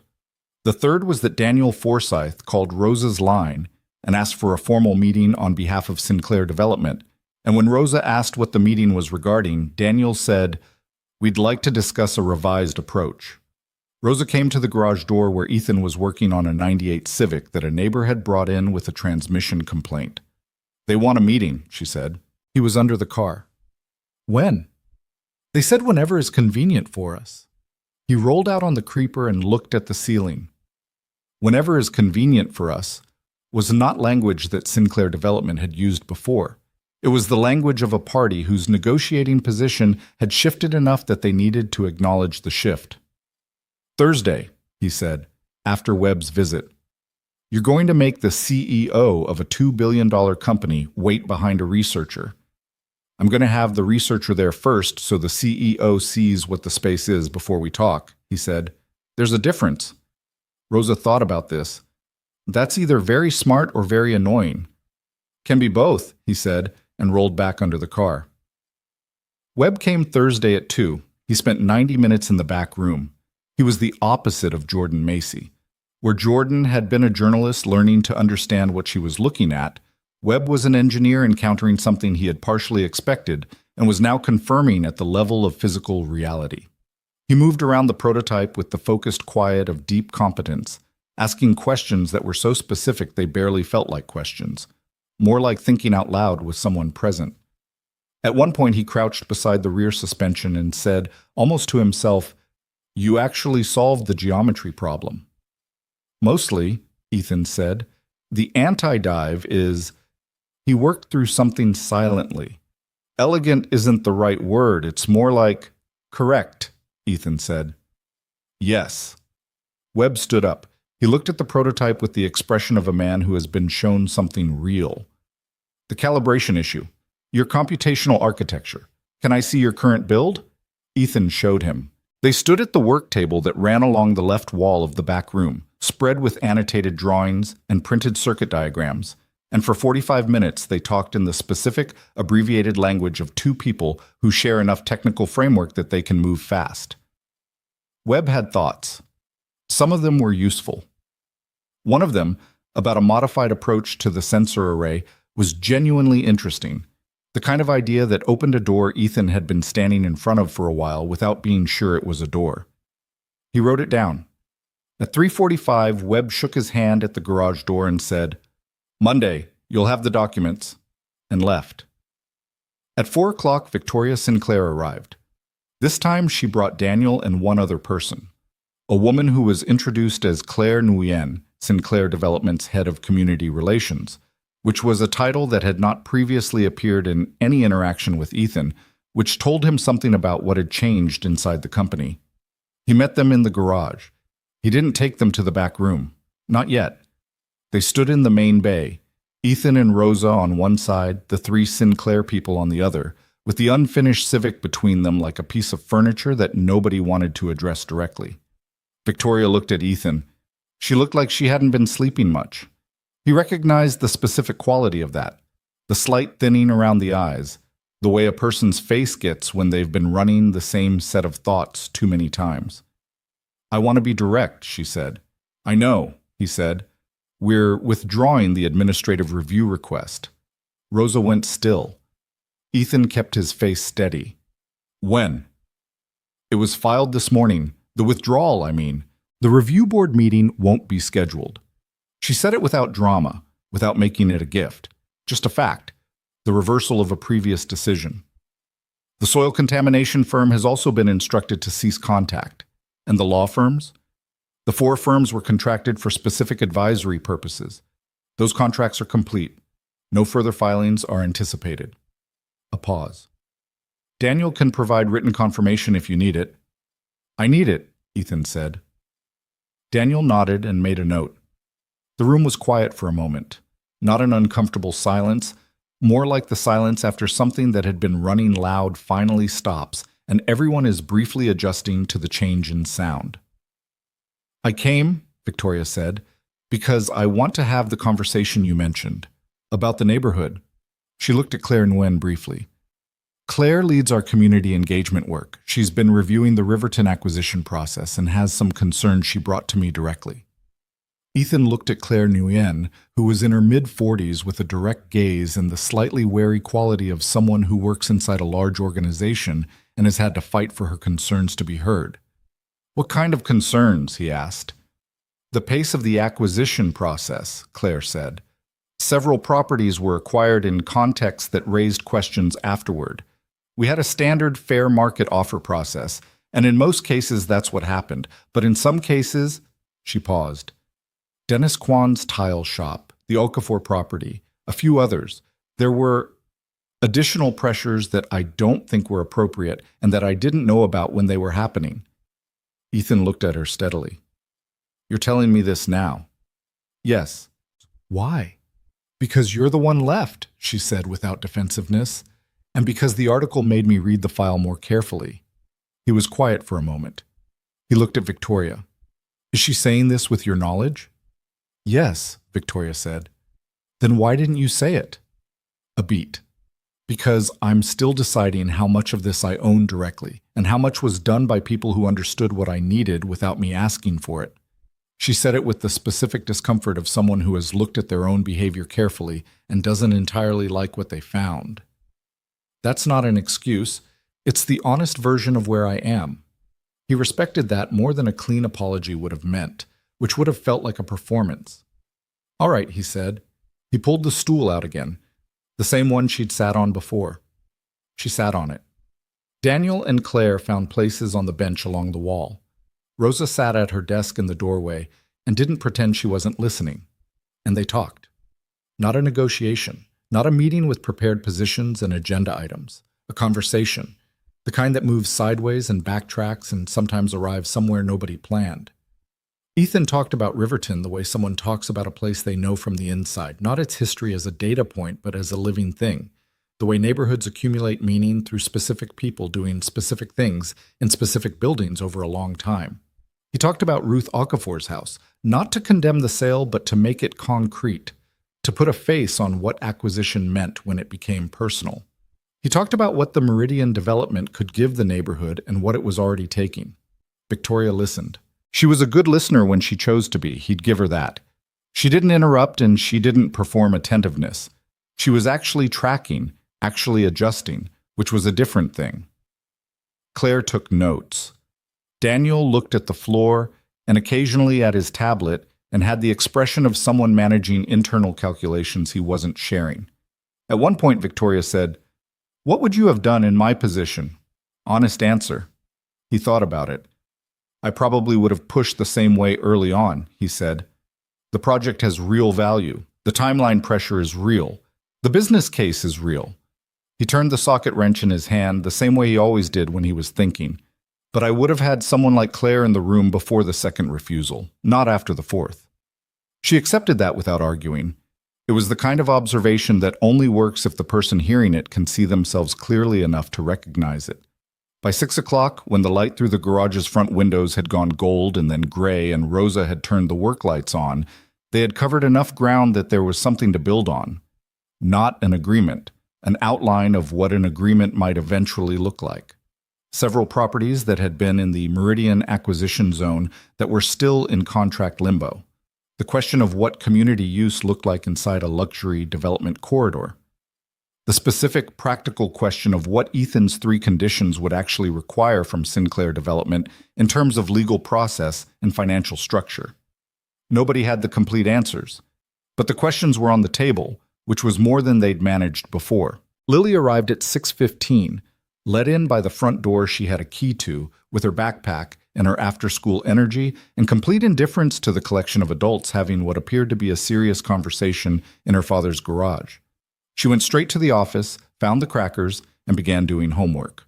Victoria watched her for a moment from across the room, this small, specific girl with her mother's dark eyes and her father's way of occupying space without making noise. She looked back at Ethan. Something in her face had been rearranging itself slowly all afternoon, and she let him see the result of that rearrangement without trying to control what it communicated. "I owe this neighborhood something," she said quietly. "Not for the room. For him." He held her gaze. "Yeah," he said. "You do." It wasn't forgiveness. It wasn't resolution. It was 2 people in a garage at the end of a long day, sitting with the complicated truth that it was possible to be intelligent and driven and completely wrong about something that mattered, and that the only useful direction from that realization was forward. Claire gathered her notes. Daniel closed his tablet. They said their formal goodbyes. Victoria stood last. She looked at the garage one more time. Really looked at it, the way she hadn't let herself look the first time. Thursday was the right call, she said, not to anyone in particular. She walked out. Rosa waited until the SUV was gone from the window before she swiveled her chair to face Ethan. "The administrative review is withdrawn," she said, as if testing whether saying it out loud made it more real. "Yeah, that's—" She stopped. "Ethan, that's actually a big deal." "I know. So we won?" He was watching Lily through the office window, bent over her homework with the concentrated frown she got when the math was giving her trouble. "Not yet," he said. He picked up the socket wrench one more time and walked back toward the Civic. The Harmon Institute documents arrived Monday morning at 8:43, attached to an email from Priya Anand with a subject line that said simply, "As promised." 11 pages. Ethan read them at the desk in the front office with his coffee going cold beside him, the same way he read everything. From the beginning, without skipping, without assuming he already understood what the structure would be before he got to it. Rosa arrived at 9 and found him on page 7. She put her bag down and stood in the doorway and watched him read. She had learned not to ask questions when he was in this mode. The particular stillness he got when processing something important, his eyes moving steadily down the page, his right hand resting flat on the desk, fingers slightly spread, the way they did when he was deciding things. He finished. He set the pages down. He drank the cold coffee without appearing to notice it was cold. "Well?" Rosa said. "It's good." He squared the pages. "There's a clause in Section 4 about publication rights I want to modify. The rest is fine. You're going to negotiate with the Harmon Institute." "Minor modification," he said. "Not a negotiation. I just want the documentation right." He looked at her. "Can you call Priya Anand and tell her I'd like a short call this afternoon? One item, shouldn't take long." She picked up the phone. While she was dialing, he looked out the front window at the street. The morning was overcast, the sky the particular flat white of a day that couldn't decide whether to clear or not. A delivery truck was double parked across the street. 2 of the neighborhood kids were on bikes at the corner, going nowhere specific, in the way that kids go nowhere specific when school is out. He thought about Victoria's question from Thursday. "What would you have done in my position?" He'd given her the honest answer, but the fuller answer, the one he hadn't said, was that he understood ambition well enough to know it was not, by itself, a flaw. He had been ambitious once, in the ordered world of Callaway Dynamics, where ambition expressed itself through projects and patents and peer reviews. The ambition hadn't left. It had just changed shape. It lived now in the back room, patient and unfinished, waiting for 6 months that kept becoming complicated. The call with Priya took 12 minutes. She accepted the modification to Section 4 without argument, which told him she'd anticipated it. The documents would be revised and filed by Wednesday. He thanked her. Rosa was looking at her spreadsheet when he hung up. She had the expression she got when numbers were doing something she didn't like. "We need to talk about the formal negotiations," she said. "I know. Ethan, I'm serious. We're going to be in a room with Sinclair Development's legal team and their community relations director and probably a city liaison. We need someone on our side who does this professionally." Ray offered his lawyer. Ray's lawyer does automotive contracts. This is a property negotiation with community concessions embedded in it. It's different. She pulled up something on her screen. There's a firm downtown, Reyes and Associates. They specialize in community land use. They did the Holbrook neighborhood case 2 years ago, won a covenant agreement from a developer that preserved 6 commercial properties. He looked at her. "How do you know about them?" "Because I've been paying attention to what's coming while you've been managing what's already here." She said it without sharpness, matter of fact. "I reached out last week, informally, just to see if they'd take a call. And?" "The senior partner, Gabriela Reyes, read Jordan's article. She wants to meet." He was quiet for a moment. He felt the particular friction of someone who had been managing a situation alone for long enough that accepting help required a conscious adjustment. It wasn't pride exactly, more like the habit of self-sufficiency that forms when you've had to be the only reliable variable in a set of circumstances for a long time. "Set it up," he said. Rosa allowed herself a small, controlled expression of satisfaction and picked up her phone. Gabriela Reyes was 51, compact, With reading glasses, she pushed on and off constantly in a way that seemed unconscious and efficient rather than nervous. She wore her silver-streaked hair pulled back and had the particular authority of someone whose competence had been tested enough times in enough rooms that she'd stopped needing to establish it when she walked in. She met Ethan at the garage on Wednesday afternoon, her choice of location, which he appreciated. She walked the main floor. She looked at the documentation wall that Rosa had assembled over the past weeks, printed copies of the inspection report, the correction records with date stamps, the Harmon Institute Partnership Agreement, the letter confirming the administrative review withdrawal, the legal correspondence from the 4 firms, all of it organized chronologically on the corkboard that had previously held Rosa's scheduling calendar. She studied it for a while. Then she turned. "You built a record," she said. "Yes." "Without a lawyer." At first, she looked at him steadily. "The Harmon Institute partnership is smart. That's the load-bearing piece legally. Everything else is context." She took her glasses off and held them. "What are your 3 conditions?" "I've read the article. I want to hear you say them." He said them. He was precise about it. Not the general shape of the conditions, but the specific outcomes he needed. The properties. The legal framework he envisioned for returning them to community control. The public acknowledgement. He had been thinking about these for months, not in the abstract, but in the operational specifics. The way an engineer thinks about problems. Not what do I want, but what structure produces that result. Gabriella listened without writing anything. When he finished, she was quiet for a moment. "The 3 properties you're naming," she said. "The Okafor property, Kwan's building, and the community lot on Pryor Street. Sinclair has full ownership on all 3. There's no pending litigation. They're clean acquisitions, legally." "I know.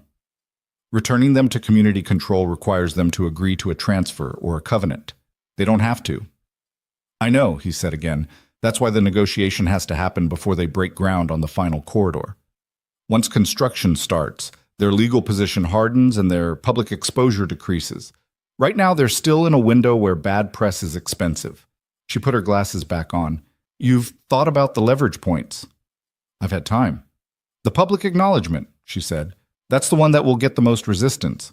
Companies don't like formal admissions. It opens civil liability doors." "I'm not looking for an admission that creates liability," he said. "I'm looking for a public statement, specific language, that longtime Riverton residents deserved a process that was more transparent and more respectful than the one they got." He paused. "The language matters. I'll want to see it before it goes out." She looked at him for a long moment. "You know what you're doing." "I know what I want," he said. "That's not always the same thing." "No," she agreed. "It's not. But it's a better starting position than most people bring me." She closed her notebook. "I'll take the case. My fee structure is on a sliding scale for community interest matters. Rosa has my email." After she left, Rosa said, "I like her." "She's good," Ethan said. "She didn't flatter you once. That's why she's good." The formal negotiation was scheduled for the following Thursday, at a conference room in a building neither party owned. Neutral ground, Gabriella's insistence. In the 10 days between Gabriella's garage visit and the meeting, several things moved. The Harmon Institute documents were filed with the city's development office on Wednesday, creating the formal record of research activity at the Mercer's auto site. Priya Anand sent a separate letter on Institute letterhead to the city's planning department, noting the Institute's interest in the continued operation of the affiliated research facility. It was a polite letter, professionally understated, and completely unmistakable in its intent to anyone who understood how institutional relationships functioned in city planning contexts. The national outlet that had called about development pressure tactics ran a different story instead. They had pivoted to a broader piece about community displacement in mid-sized American cities, in which Riverton was mentioned as a case study alongside 4 other cities. Ethan was quoted in 3 paragraphs. Victoria's name appeared once, attributed to public records. The story was fair and unflattering to no one individually, which was somehow more uncomfortable for Sinclair Development than a direct attack would have been. Jordan Macy published a follow-up piece about the Harmon Institute partnership. It was shorter than the original, 600 words, but it ran with a photograph she'd taken on her second visit. Ethan, at the work table in the back room, bent over the circuit diagrams, the prototype visible behind him in the soft, climate-controlled light. The photograph communicated something that the words around it couldn't quite say directly. That whatever was happening in this garage, it was real, and it was not finished, and it had not been stopped. The photograph was shared 4,300 times in the first 24 hours. Isabel Sinclair apparently sent it to 3 people from her school with the message, "My mom is trying to shut this down. It's actually kind of insane." This according to Rosa, who had discovered it through the circuitous route of a friend's teenager who went to St. Catherine's. Ethan filed this information under things he did not need to act on and moved forward. Ray called on the Tuesday before the negotiation. "The Swiss Museum," he said without preamble. "I know," Ethan said. "They've been patient, but they want an answer. They've got an exhibition space opening in the fall, and they want the green car for the inaugural show." "A loan agreement," Ethan said. "Not a sale. The car comes back." "They understand that. They've done it before. They have 6 vehicles on extended loan from private owners. The arrangement is clean." He thought about the dark green car sitting in the back room under its climate-controlled lighting. He thought about the barn in Kentucky where he'd found it, a collapsed outbuilding behind an abandoned farmhouse, the car half buried under a collapsed section of roof, 6 inches of accumulated debris on the hood. He had spent 14 months bringing it back to what it had been. He knew every seam of it. He thought about Kara, who had never been to Switzerland, who had wanted to go, who had a photograph of the Alps on the wall of their old apartment that she'd torn from a magazine when she was 23 and kept moving with them from place to place because she said it reminded her that there was still a lot of world she hadn't seen yet. "Okay," he said. Okay meaning call them, set up the loan agreement, send it to Gabriela Reyes for review before I sign anything." "Done." Ray paused. "You sure?" "It's not a sale," Ethan said. "It comes back." "It comes back," Ray confirmed. He sat with the phone for a moment after the call ended. He was sitting in the back room. He came in here sometimes in the evenings when the garage was closed, not always to work, sometimes just to think in the presence of the things that mattered most to him. The prototype sat at the far end. The rest of the collection was arranged the way it always was, each car in its place, the lighting set low. He thought about the calibration problem. Webb's idea about the sensor array had opened a door he'd been standing in front of for months, but walking through it required components he was still waiting on. A specific processor that had to be sourced through a specialty manufacturer in Portland who was running on a 10-week lead time. 10 weeks. After everything else, 10 weeks felt almost manageable. He thought about Lily, asleep at Mrs. Patterson's because it was late and he'd lost track of time again. He'd do better about that. He kept saying he'd do better about that. He thought about Kara, the way he thought about her in this room more than anywhere. Not with the acute grief of the first year, which had been like walking with something broken inside that moved when you moved, but with a quieter missing, more like a permanent shift in the shape of things. She would have had thoughts about all of this. Sharp, structural thoughts, delivered without ceremony. She would have liked Gabriela Reyes. She would have been exasperated by Ray in a fond way. She would have had complicated feelings about Victoria Sinclair that she would have worked through out loud at the kitchen table at 11 o'clock at night while Ethan made tea and listened. He missed her in the specific way that you miss someone who was better at certain things than you were, and who is therefore missed not just as a person, but as a capability, an entire way of seeing that left with them. He turned off the light and went home. The negotiation happened on a gray Thursday morning in a conference room on the 14th floor of a building downtown. The table was long, and the chairs were the kind that adjusted too many ways. Coffee had been set out by someone and was already lukewarm by the time everyone settled. Gabriela sat beside Ethan. Across the table, Sandra Park, Sinclair Development's general counsel, Claire Nguyen, a property attorney named Howard Fells, who had the practiced blankness of someone who had been in many rooms like this, and Victoria Sinclair. No Daniel today. His absence was a choice, Ethan thought. Victoria positioning herself as the decision-maker in the room, removing the buffer, which was either confidence or vulnerability, and possibly both. Sandra Park opened. She was precise and professional and laid out Sinclair Development's current position clearly. They remained committed to the Meridian development, the construction timeline was firm, and they were present today in a spirit of good faith to discuss resolution. Gabriella acknowledged that and laid out Ethan's position with equal clarity. The garage was not for sale, the research partnership was established and operational, and the discussion today was not about the building but about the neighborhood. Sandra looked at Victoria. Victoria nodded once. Proceed. The 3 properties, Gabriella said, and named them. Howard Fells made a note. Sandra said, "We're prepared to discuss a community covenant structure on 2 of the 3. The Prior Street lot presents complications." "What complications?" Gabriella asked. "It's been designated in the development plan as green space. It's already in the architectural drawings." Ethan spoke for the first time. "Then put the green space there." "That's not the issue. The issue is who controls what happens to it.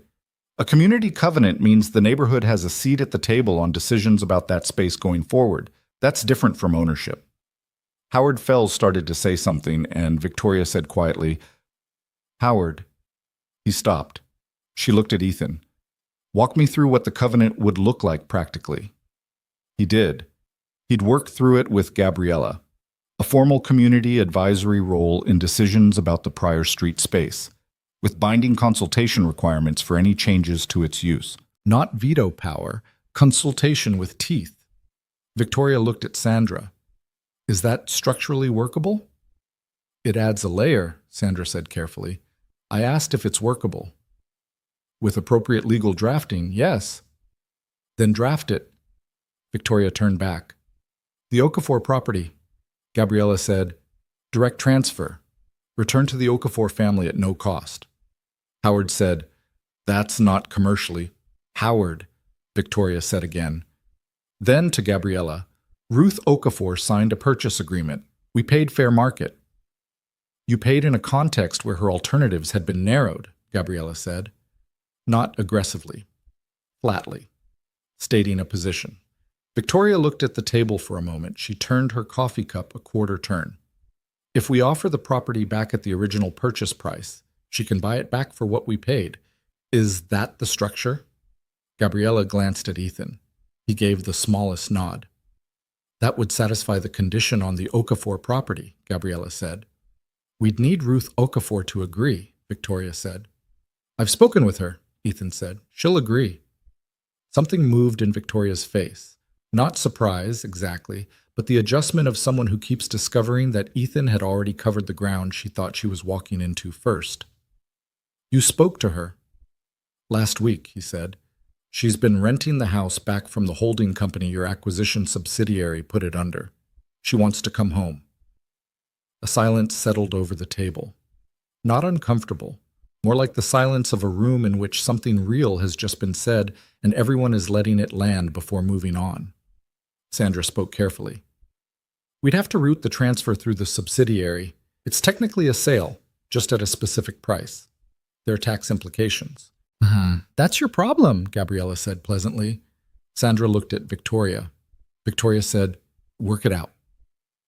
Kwan's building was harder. The tile shop had been emptied and the space was already part of the construction footprint. The building itself had been stripped internally. Dennis Kwan didn't want the building back. He'd moved his operation to another neighborhood and was rebuilding there. What he wanted, and what Ethan had spoken to him about, was something different. A formal acknowledgement that the pressure on his silent partner had been deliberate, and compensation for the commercial losses he'd sustained in the period when the violations were being leveraged. This was the part that Sandra Park's jaw got tight about. "We're not in a position to admit liability for—" "Nobody's asking for a liability admission," Gabriella said. "We're asking for a settlement payment described as a goodwill gesture in support of small business continuity in the Riverton Development Zone. You've done similar things on other projects. I pulled 3 examples." She slid a document across the table. Sandra picked it up. Howard looked at it over her shoulder. Victoria watched. "The amount?" Sandra asked. Gabriella said a number. Howard made a sound that was almost but not quite a response. "It's within the range of what you've paid in similar contexts," Gabriella said calmly, "and significantly less than what a civil action would cost you in legal fees alone, assuming the documentation trail on the violations became part of the discovery." The word discovery did the work it was supposed to do. Sandra put the document down. "We'd need to discuss internally. Of course, Gabriella said. We'll take a break. During the break, Ethan and Gabriella stood in the hallway outside the conference room with cups of coffee that were better than the ones inside. Rosa had texted him twice, once to ask how it was going, and once to say that the Portland processor manufacturer had moved their delivery estimate up to 6 weeks. He stared at the second message for a moment. 6 weeks. He put his phone away. The Quan settlement is going to take another session, Gabriella said. They'll agree. The number is right. But they need to feel like they had a negotiation, not a corner. Fine, he said. The public acknowledgement is next, she said. That's going to be the longest part. I know. She looked at him. You're not in a hurry. I've been in a hurry for 2 years, he said. It hasn't helped. She sipped her coffee. Your conditions are going to hold. I want you to know that. Sandra Park is smart and Howard Fells is thorough, but they're operating in a context that has already shifted against them. The documentation, the institute, the press coverage. You built a structure before you walked into this room. That matters. I know it matters, he said. I'm still going to feel better when it's signed. Spoken like an engineer, she said. When they went back in, Victoria had rearranged herself slightly in her chair, a small physical shift that Ethan read as someone who had used the break to make a decision and was now settled into it. The Quan settlement, she said before Sandra could speak. We'll do it. Not at the number Gabriella named, but I'll authorize Sandra to get within 10%. She looked at Ethan. I want the details of the documentation trail, the violations leverage, to stay out of any public statement around the settlement. Ethan looked at Gabriella. She gave a small, precise nod. This was acceptable. This had been anticipated. Agreed, Ethan said. Victoria inhaled. The public acknowledgement. She had a paper in front of her, a printed draft he could see, though not what it said. My communications team drafted language. I want you to read it before we discuss it. Sandra slid the paper across to Gabriella, who read it and passed it to Ethan. The language was careful, professionally drafted. It acknowledged that Sinclair Development had moved quickly through the Riverton acquisition process and that some residents had experienced the process as impersonal and insufficient. It expressed the company's commitment to a more collaborative approach in the second phase of the development. It said the company valued the character and history of Riverton. It did not say anything about the inspection tactics. It did not say anything about pressure applied to holdouts. It was not dishonest. But it was incomplete in the specific way that statements become incomplete when the people drafting them are trying to acknowledge something without naming it. Ethan put it down. This isn't what I asked for, he said. Victoria met his eyes. Tell me what you want changed. The part about residents experiencing the process as impersonal, he said. I want it to say that residents deserved a process that was more transparent and that mistakes were made that affected people's choices. Not some residents experienced. That puts it on how people felt. I want it to acknowledge that things happened that shouldn't have. He paused. Not in legal language. In plain English. Sandra started to speak. Victoria put her hand flat on the table, not sharply, just a clear signal to wait. She looked at Ethan for a long time. He held it. He wasn't going to move on this. He had thought about it for long enough, in enough late evenings in the garage and at the kitchen table after Lily went to bed, to be certain of it. The language was the thing. The language was what made it real instead of managed. If we include that language, Victoria said, it will be reported. Yes, he said. It will look like an admission. It will look like an honest statement, he said, which is different. She looked at Sandra. Sandra's face said, I advise against this. Her face said it clearly, professionally, without words, in the language of counsel to client that exists entirely in expression and posture. Victoria looked back at Ethan. Give me your language, she said. What you'd want it to say. Exactly. He had written it. Of course he had. He reached into the folder in front of him and slid a single page across the table. She read it. It was short. 4 sentences. He had spent a week on 4 sentences, the way you spend a week on things that have to carry weight. She read it twice. She set it down. She didn't look at Sandra. She didn't look at Howard. She looked at Ethan and said, All right. The room was quiet for a moment. Sandra said, "Victoria?" I said, "All right, Sandra." Her voice was calm, decided. "We'll use his language. With minor grammatical review, nothing substantive." She looked at Ethan. "I want one addition, one sentence at the end, about the future of the development." Gabriella said, "We'd review the addition." "Of course." Victoria picked up her pen and wrote on the draft. She slid it back to Gabriella, who read it and passed it to Ethan.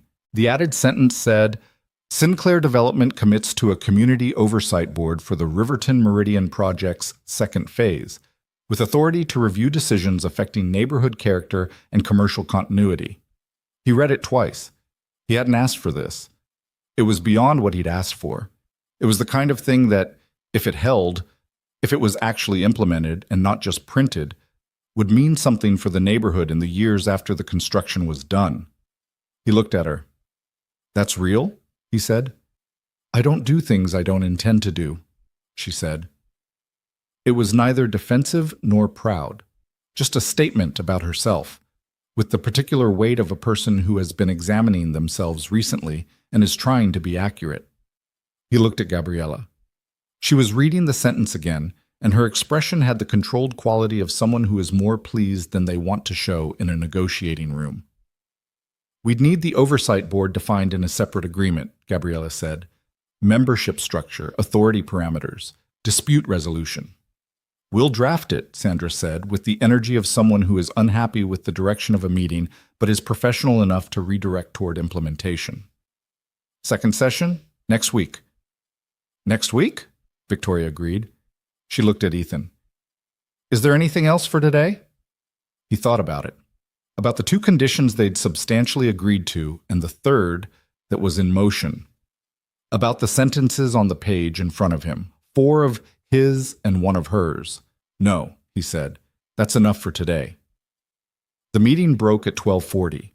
In the elevator down, Gabriella stood beside him and said nothing until they reached the lobby. Then she said, "The oversight board was not on my list." "No," he said. "She offered that herself." "Yeah." They walked out into the overcast day, the street traffic moving past them. Gabriella put her reading glasses in her bag. "How do you feel?" she asked. He thought about it honestly, the way he tried to think about most things. He felt the particular exhausted clarity of a person who has been carrying something heavy for a long time and has just set it down in a specific place rather than dropping it. Not relief. Not yet. The agreements had to be drafted. The documents had to be signed. The oversight board had to be structured and filled and made real. Ruth Okafor had to actually get her house back. There was still a lot between here and done, but the conditions were on the table and they were holding. The garage was still standing. The prototype was still waiting, 6 weeks closer now to the processor that would let him solve the last problem. And Lily had a science project due Friday that he still needed to help her with. "Tired," he said. Gabriella nodded. "Good kind or bad kind?" He looked at the street, at the overcast sky, at the city going past on a Thursday afternoon with complete indifference to everything that had just happened in a room 14 floors up. "I'm not sure yet," he said. "Ask me when it's signed." She flagged a cab. He walked back to the parking garage where he'd left his truck, his hands in his pockets, the 4 sentences in the folder under his arm, the weight of the whole thing settling into the specific shape of something that had moved. Back at Mercer's Auto, Rosa looked up from her desk when he came in. He put the folder on the desk. She opened it. She read. She looked up. "The oversight board," she said. Her idea. But Rosa set the folder down slowly. She looked at the wall of documentation behind her, the timeline they'd built, the letters, the forms, the records of every push and every response. All of it. Months of it. "You know what this means," she said, "if it holds." "I know. This neighborhood is going to change regardless, but the people here would have a seat at the table for how it changes." She paused. "That's actually—" "Yeah," he said. He sat down in the chair across from her desk. He stretched his legs out. He looked at the ceiling. He thought, Kara would have had something to say about this. He thought, she would have been right.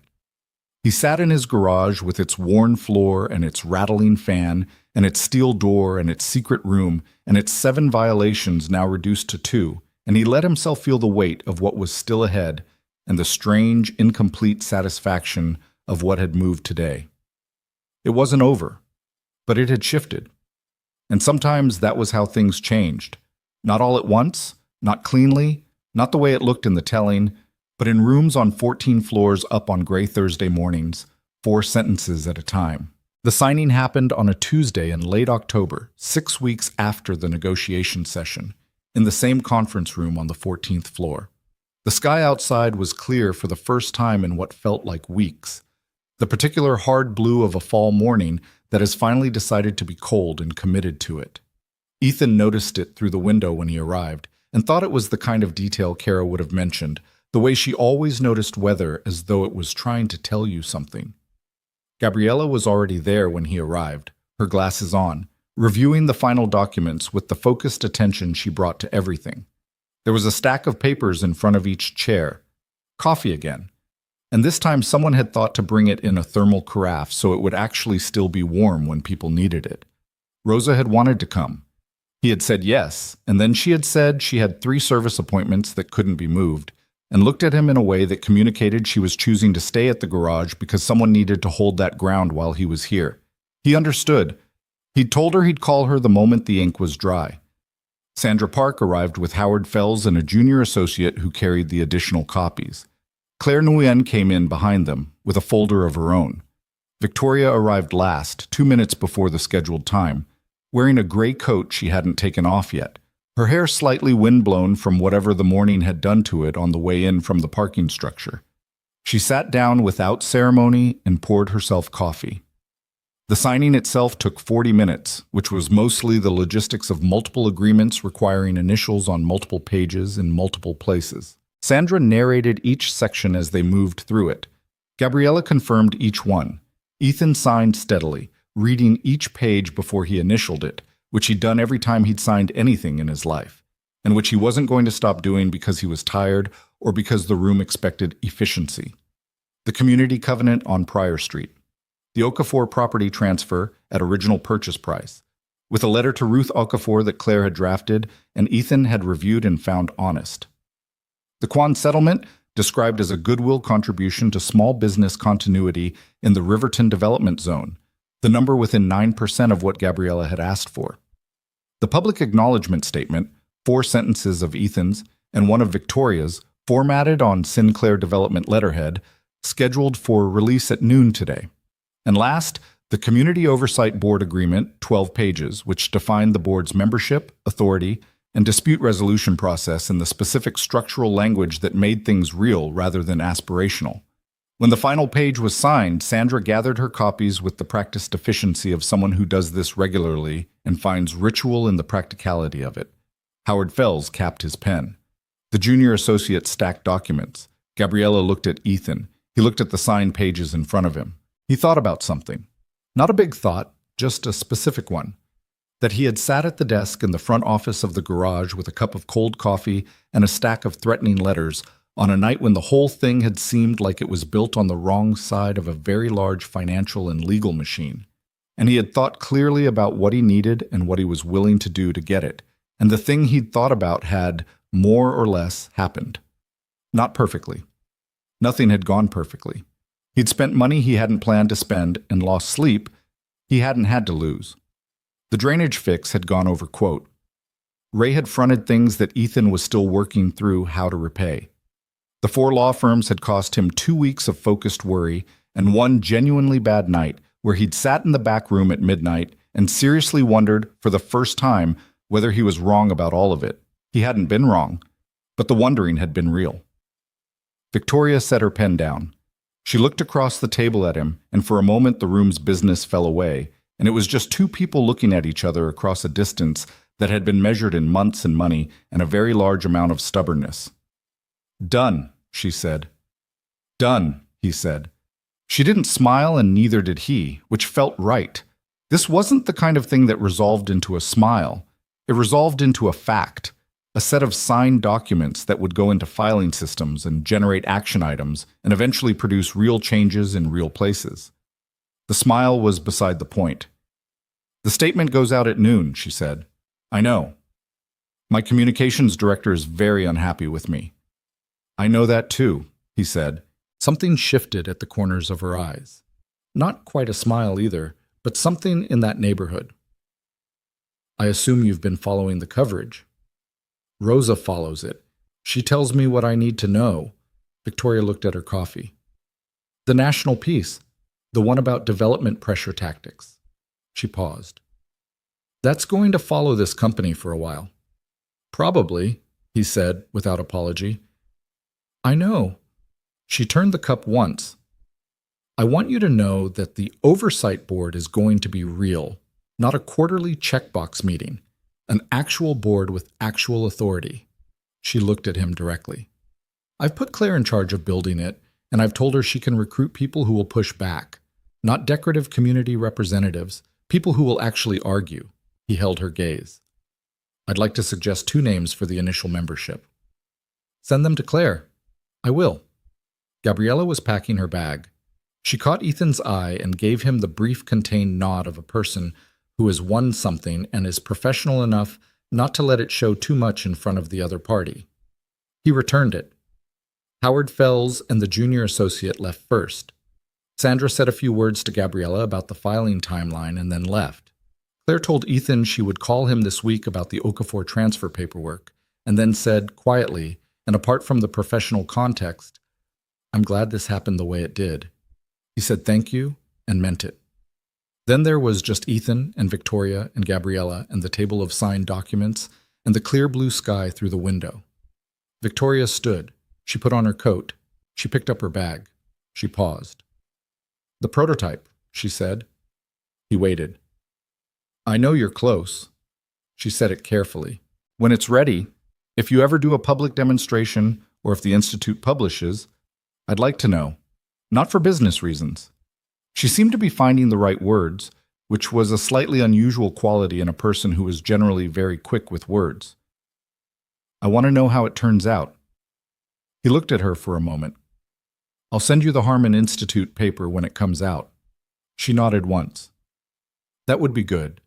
She moved toward the door, then stopped again with her hand on the doorframe, the gesture of someone with one more thing that has been sitting at the edge of the conversation and needs to be said before the door closes. "He asked about you," she said. "Isabel. She asked if I thought you'd finish it." "What did you tell her?" Victoria looked at him steadily. "I told her yes." She left. Gabriella waited until the elevator sound had faded and then said briskly and without sentimentality, "Call your staff, file your copy, and get some sleep." She shook his hand. "It was good work, Ethan." He thanked her. He meant that too. He stood alone in the conference room for a moment before he picked up his folder. He looked at the city through the window, the hard blue sky, the buildings catching the morning light, the streets below where people moved with the perpetual forward momentum of a city that does not pause to notice the things that happen in its rooms 14 floors up. He thought, it's done. Not triumphantly. Just as a fact, the way facts settle when they're finally true. He called Rosa from the elevator.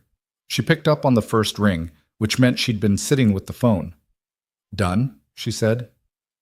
"Done," he said. A short silence. He could hear the garage in the background, the specific ambient sound of the place, the ventilation fan and the distant radio, and the sounds of the neighborhood through the open roll-up door. "How do you feel?" she asked. The same question Gabriella had asked him 6 weeks ago, coming out of the negotiation. "Better than 6 weeks ago," he said. "That's something." "It's enough for now," he said. The statement went out at noon, as scheduled. Ethan read it on his phone sitting in the truck in the parking garage before he drove back to Riverton. He read all 4 sentences and then the 5th, Victoria's addition about the oversight board, and then he put his phone in his pocket and sat for a moment in the concrete quiet of the parking structure. He thought about Dennis Kwan, who had been rebuilding his tile shop in a different neighborhood and who had called last week to say he'd heard something might be happening and Ethan had said it's happening, and Dennis had been quiet for a moment and then said, All right, in the particular voice of someone who had already moved forward, but was relieved to know the record had been corrected. He thought about Ruth Okafor, who was 63 years old and whose mother had been born in a house that she had signed away on a day when her alternatives had been quietly narrowed. She was going to get the key back. She would probably cry, and then she would probably start arguing with the contractor she'd hired in her head about what needed fixing first, because she was that kind of person. He drove back to Riverton. The day the Harmon Institute letter to the city's planning department became public record, which happened 2 days after the signing, when a city council member with an interest in development policy pulled it in a routine records request and then mentioned it to a reporter, Jordan Macy called. "I hear you won," she said. "It's not a sports game," he said. "I know. But did you?" He thought about it. "The conditions are in writing. The oversight board is being formed. Ruth Okafor gets her house back." He paused. "Yeah. It went the way it needed to go. Can I come by? I want to write a follow-up." "When?" "Whenever works." "Friday afternoon," he said. "Bring a better camera this time. The one you used last time didn't do the lighting right." She laughed. He hadn't been joking, but that was fine. She came Friday. She was better prepared this time. She'd done more research in the intervening months and came with questions that were more specific, more technical, more interested in the engineering and less in the dramatic narrative frame. He appreciated that. They spent an hour in the back room and he told her things he hadn't told her the first time. About the calibration problem, about Webb's sensor array idea, about the 6-week processor timeline that was now down to 2 weeks. 2 weeks. "And then?" she asked. "And then I test the feedback system," he said, "and either it works or it tells me what I got wrong." "What if it tells you what you got wrong?" He looked at the prototype, at the 4 years of evenings and weekends and late nights and small discoveries and significant failures that were embedded in the thing, invisible in its surface but present in every component's placement. "Then I figure out what's wrong," he said. "That's how it works." She wrote that down. The processor arrived on a Wednesday, 3 days ahead of the revised timeline, in a plain brown box that the delivery driver left at the front of the garage with a signature requirement that Rosa handled. She put the box on Ethan's workbench with the kind of care she applied to things that had been waited for. He opened it that evening after Lily was in bed at Mrs. Patterson's. Alone in the back room, in the climate-controlled quiet, he opened the box and looked at the component inside. It was not an impressive-looking thing. A flat, dense circuit assembly about the size of a paperback book wrapped in static protective material. It had a part number and a manufacturer's seal, and it looked exactly like the thing it was. A piece of sophisticated electronics that had taken 10 weeks and 3 supplier conversations to produce correctly. He held it for a moment. He set it down carefully on the work table. He went home and slept 8 hours, which was the first time in approximately 4 months he'd managed 8 continuous hours. And he woke up the next morning feeling the specific unfamiliar quality of a person who has rested properly and isn't entirely sure what to do with that. He did what he'd been doing for 4 years. He went to the garage. The installation process took 11 days. Not because it was slow, but because it was precise, and because he'd learned that the cost of moving fast on a precision installation was a particular kind of expensive that could only be paid in lost time. Marcus Webb came on the 4th day, and they worked side by side for 6 hours on the integration of the sensor array, not as a supervisor and a subject, but as 2 engineers who had found the specific working rhythm that produces things that are better than either person would have made alone. Webb had a habit of narrating his reasoning out loud while he worked, which Ethan found initially odd and then useful, because it produced the same effect as talking to Kara had produced, making his own thinking more visible to himself by giving it something to push against. On the 11th day, Ethan sat alone in the back room at 8 o'clock in the evening and ran the first full diagnostic on the completed feedback system. The numbers came back clean, not perfect. There was a variance in one sensor array that was within tolerance, but at the high end of it, and he noted it and put it on the checklist for the next pass. But the calibration held. The energy recapture loop closed correctly. The computational architecture ran the way it was supposed to run, which was the way he had designed it to run, which was the way he had known it could run years ago in the evenings of a different life when he was drawing it out on paper at a kitchen table while Kara brought him coffee. He sat with it for a long time. He didn't jump up. He didn't call anyone. He sat in the quiet room with the numbers on the screen and the prototype in front of him, and he let it be real at whatever pace it needed to be real. He thought about the first time he'd written down the core principle, the energy recapture geometry, the specific insight that had made all of it possible. He had been on a flight back from a client meeting, somewhere over Ohio, and he'd written it on the back of a boarding pass because that was what was available, and he'd stared at it for the rest of the flight with the specific feeling of someone who has just seen something true and isn't yet sure what it's going to cost them. It had cost him. In time and money and sleep, and the specific wear of carrying something heavy for a long time without being able to set it down. It had cost him in the harder currency, too. The nights when Lily asked why he was going back to the garage again after dinner, and he said, "I have something to finish, Bug," and she accepted it with the particular patience of a child who understands that there are things in her parent's life she isn't entirely inside yet. He would do better about dinner. He would actually do better now that this specific weight had shifted. He stood. He checked the climate control. He turned off the diagnostic screen. He stood in front of the prototype one more time, the thing he had been building for 4 years, on the other side of the worst time of his life, in a garage in a neighborhood that had very nearly been erased. He put his hand on the hood, not ceremonially, just the way you touch something real when you need to confirm it's there. Then he locked the door behind him and called Marcus Webb. Webb picked up on the third ring. There was noise in the background. He was somewhere social. "Ethan?" "The diagnostic ran clean," Ethan said. A silence. The background noise faded, which meant Webb had moved away from wherever he was. "The full system?" Webb said. "Full system.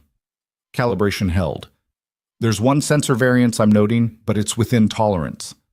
Another silence. Then Webb said, "When can I come?" "Monday," Ethan said. "We'll run it again with you here. I want an independent set of eyes on the data before we report to the Institute. I'll be there at 9. A pause. "Ethan, this is—" "I know," he said.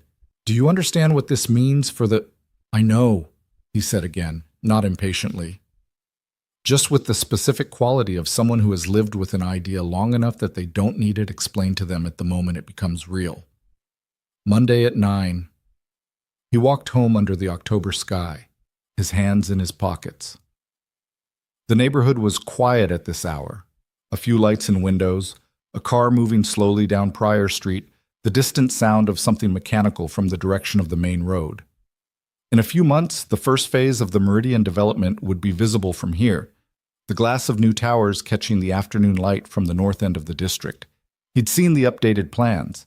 The green space on Pryor Street was in them, correctly positioned, with a notation about community advisory oversight that was the direct result of 12 pages of signed agreement. The neighborhood was going to change. He had known that from the beginning, had never been under the illusion that one man in one garage could stop what $2 billion set in motion. That had never been the point. The point was how it changed, and who had a voice in it, and whether the people who had been here were treated like an inconvenience, or like people whose lives and histories were part of what the place actually was. He turned onto his street. Ruth Okafor had called him the week after the signing. She had done the thing he'd predicted, cried briefly, and then pivoted immediately to the practical, asking about the transfer timeline and whether the holding company had maintained the furnace properly. He told her what he knew about the timeline and said he didn't know about the furnace. She'd said she was going to have someone look at it before she signed anything. He'd said that was smart. She'd paused before she hung up. "Thank you," she said. He'd said, "You would have found your way back. It just would have taken longer." She'd made a sound that might have been a laugh or might have been disagreement. "I'm 63, she'd said. "Longer matters at 63. He unlocked his front door. The house was the way it was at the end of a day when Lily had been at Mrs. Patterson's, slightly too quiet, her shoes absent from the entry mat, her backpack not blocking the hallway in the specific way it blocked the hallway when she was home. He was used to the quiet. He had made a version of himself that could live in it without falling into it. He made tea. He sat at the kitchen table. On the table was Lily's science project, finished last Friday with his help on the structural diagram, a model of a suspension bridge built from materials she had selected herself with the specific eclectic logic of a 7-year-old. Popsicle sticks for the deck, dental floss for the cables, 2 stacks of books as the towers. It had taken 3 hours, and there was still a residue of glue on the table that he hadn't fully cleaned off. The bridge was slightly crooked. The teacher had given her a B+ and written great understanding of tension forces on the rubric, which had made Lily so pleased she'd carried the rubric in her pocket for 3 days. He looked at the bridge. He thought about what he would tell her, eventually, when she was old enough to understand the full shape of the last 2 years. Not the dramatic version, not the version where her father heroically resisted a corporate machine through sheer moral force. The real version, which was more complicated and more interesting, that he had gotten lucky in some ways and been smart in others, and that people had helped him, Rosa and Ray and Jordan and Gabriella and Marcus Webb, and that the outcome had depended on all of those things being true at the same time. That a lot of people in similar situations didn't have a Marcus Webb, or Gabriela Reyes, or a collection of rare cars that happened to catch the attention of a journalist on exactly the right week. He had not simply won because he was right. He had won because he was right, and he had built the right structure, and he had done it in a context where the particular combination of factors happened to break his way. That mattered. The distinction between deserving an outcome and achieving it was real, and confusing them was the kind of mistake that made people into worse versions of themselves. He would tell Lily that. Not yet, but eventually. He thought about Victoria. He thought about her in the way that you think about someone who has been, in sequence, an adversary and a complication, and finally, something that didn't have a clean category, a person who had done wrong things for reasons that weren't entirely wrong, who had looked at herself with more honesty than most people manage under pressure, and who had added a 5th sentence to a statement she hadn't had to improve. He had sent the names for the oversight board to Claire Nguyen the morning after the signing. Both were Riverton residents. A woman named Patricia Solis, who ran the neighborhood association and had been fighting city council on the pothole issue for 9 years, and had the particular energy of someone who fights because they're good at it, not because they expect to win. And an older man named George Tillman, who had owned a print shop 2 blocks from the garage for 30 years, and whose opinion on the character of the neighborhood was the kind of thing that took decades to earn. Claire had called back the same day to say both had been approached and both had agreed. Good, he had thought. They'll push back. That was the point. The oversight board had its first formal meeting scheduled for November. He would not be on it. He had been asked by Claire, and he had said no. His presence would make it about him, and it needed to be about the neighborhood. His role had been to make the board exist. Other people's job was to fill it with the right work. He finished his tea. He washed the cup. He stood at the kitchen window and looked at the backyard in the October dark. The small, neglected lawn he kept meaning to reseed. The fence that needed a board replaced on the east side. The oak tree that Lily had decided last spring was haunted and now had a full set of lore about it that she updated occasionally with new information. He thought about Kara one more time. One more specific time. He thought about what she had said, the last clear conversation they'd had, when she was still herself enough to have it, lying in the hospital bed with the particular directness she'd always had, stripped down to only what mattered by the narrowing of everything. Don't build a shrine, Ethan. That's not the same as remembering. Just keep going and take me with you. He had tried. Some days better than others. Some days the garage felt like a shrine, no matter what he told himself. Some days Lily looked at him with her mother's eyes from across the dinner table, and he had to work to stay present rather than falling into the loss of what the eyes reminded him of. But he had kept going. He had taken her with him. She was in every decision he'd made in that building, not in a sentimental way, but in the structural way, the way a foundation is present in everything built on it, without being visible in the finished surface. The prototype was finished. The garage was standing. Ruth Okafor was going home. The neighborhood had a voice in what happened next, and Lily's slightly crooked suspension bridge sat on the kitchen table, dental floss cables holding the popsicle stick deck in a configuration that understood tension forces even if it couldn't quite get the geometry straight, and that was enough. That was exactly the right kind of enough. He went to bed. The Harmon Institute published its preliminary research paper 4 months later, in February, in one of the Institute's quarterly research bulletins that generally circulated within academic and engineering industry circles, and was read by approximately 4,000 people who cared about such things. The paper was credited to Ethan Mercer in collaboration with Dr. Marcus Webb and two of the Institute's engineering staff. It described, in the specific dense language of technical research, the architecture and operating principles of the propulsion and energy management system that had been developed at the Riverton facility. It did not use superlatives. It did not make claims about the future of the automotive industry. It described what had been built and how it worked and what the data showed. Within 48 hours, 3 major automotive engineering publications had summarized it in language that was considerably less restrained. Ray called. "Your phone is about to get very busy," he said. "I know," Ethan said. "I mean, people with money. Big money." "I know, Ray. You're going to need a different kind of representation than Gabriela Reyes." "I know that too," he said. "I've already been talking to someone." Ray paused. "You have?" "Webb knows people," he said. "I've been having conversations for 6 weeks." Another pause. "You never tell me anything until it's already done," Ray said, with the specific exasperation of a man who has been in Ethan's orbit long enough to know this was simply true. "It wasn't done yet," Ethan said. "And now?"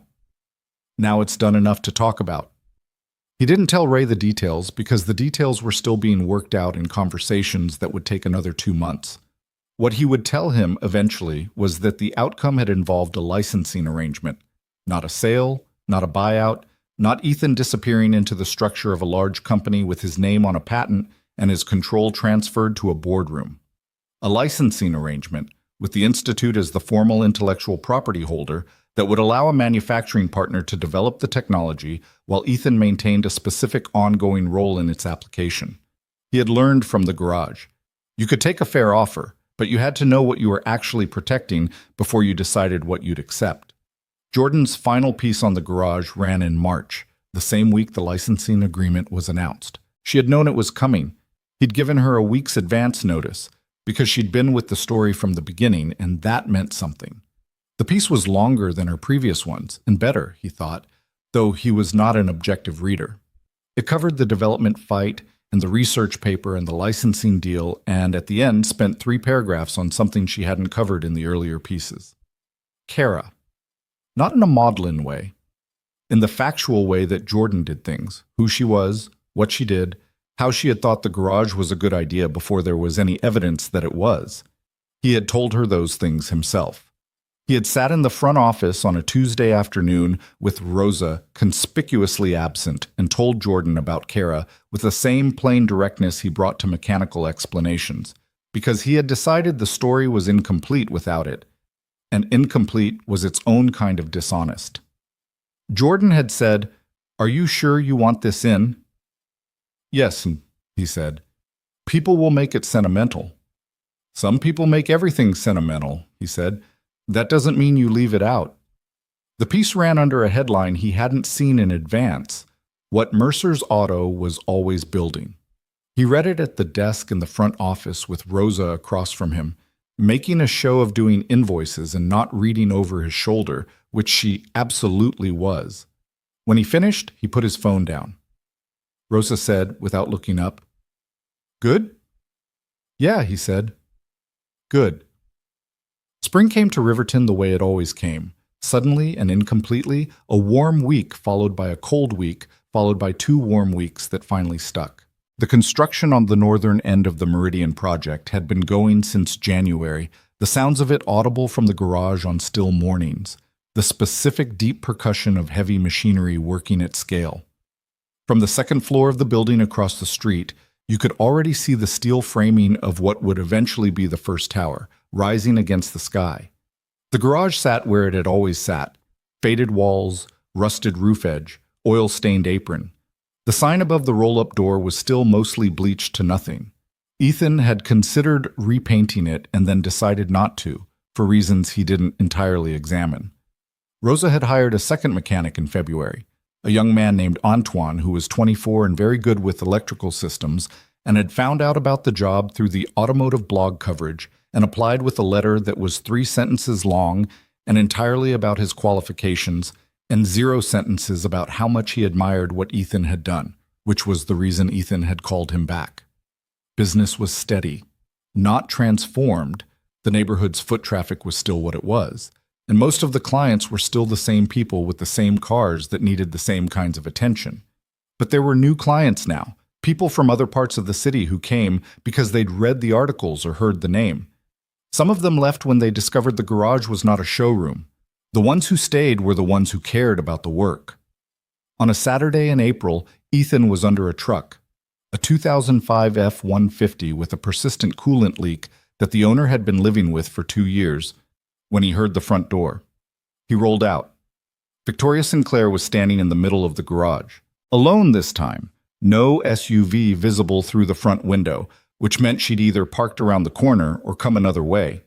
She was wearing a coat, not the fitted executive jacket of her previous visits, but something more ordinary.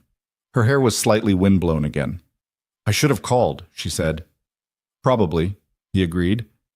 He sat up on the creeper, arms on his knees. "I was in the neighborhood," she said, and then seemed to hear how that sounded because she added, "Actually, I was at the Pryor Street site, the community meeting, first one under the new board." He hadn't known about the meeting, which meant Patricia Solis had run it without thinking she needed to loop in Ethan, which was exactly right. How'd it go? Patricia Solis told my site manager that his preliminary green space plan looked like it was designed by someone who had never actually sat in a park, Victoria said. In those words, he felt something that was close to satisfaction. That sounds about right. My site manager is going to hate this board, she said. Good. She almost smiled. It was closer than before. There had been a series of things that had gotten them incrementally closer to a register of conversation that had actual warmth in it, not just mutual respect and managed conflict. Warmth was different. Warmth took time. The Okafor property transferred last week, she said. I thought you'd want to know. Ruth has the key. She called me, he said. The furnace is fine, apparently. Thank God for small mercies, Victoria said, in the way of someone who doesn't mean it religiously, but has the phrase in their vocabulary from somewhere. She looked around the garage. She looked at the steel door in the back. Is it different? She said. In there. Now that it's done? Yes. He thought about it honestly, the way he tried to think about everything. It's quieter, he said. It was loud in there for a long time. Not literally, but... He paused. It was a problem. Now it's a solution. Those are different kinds of rooms. She nodded slowly. What do you do in there now? There's a new problem, he said. She looked at him. There's always a new problem, he said. Not with exhaustion, with something that was closer to the thing that had kept him going through the whole 2 years. The specific animal appetite for a hard problem, which was maybe the thing he recognized most clearly in himself and which Kara had called, affectionately and accurately, his most reliable quality. You're going to be fine, she had told him once, because you can't leave a problem alone. It's annoying sometimes, but it'll keep you moving. She had been right, the way she was usually right. Victoria looked at him for a moment, this man in a work shirt with grease on his forearm sitting on a creeper in the middle of his garage, which was the same building it had always been and was worth something entirely different from what it appeared to be worth, which was, she had come to understand, the central fact of the whole story. Good, she said, and she meant it. She said goodbye to Rosa, who said goodbye back with the specific warmth of someone who has decided to forgive something without making a ceremony of it. She walked out the front door. Through the window, Ethan watched her go. She turned left on the sidewalk and walked without looking back, toward wherever she'd parked, in the general direction of the Pryor Street site where Patricia Solis had told a site manager his park plan needed work, in the neighborhood that was changing and not changing simultaneously, the way everything changes. Some of it lost, some of it held, the line between them drawn by the people who stayed long enough to have opinions about where it should go. He rolled back under the truck. The coolant leak was in the lower radiator hose, a slow one, the kind that hides itself in normal operating conditions and only announces itself under load. He had found it 20 minutes ago and was now in the process of confirming it before he called the owner, because he didn't like making calls until he was certain. He worked in the familiar quiet of the garage. Antoine was at the other lift, working through something with a timing chain. Rosa was at her desk. The radio played something indistinct. Outside, the spring morning was doing what spring mornings did, moving through its light in the slow, indifferent way of weather that has no investment in what it illuminates. On the other side of the steel door, the prototype sat in its room. Finished. The solution to a problem that had taken years to solve, waiting now in a different way, not for completion, but for what came next, which was its own kind of waiting, which was fine.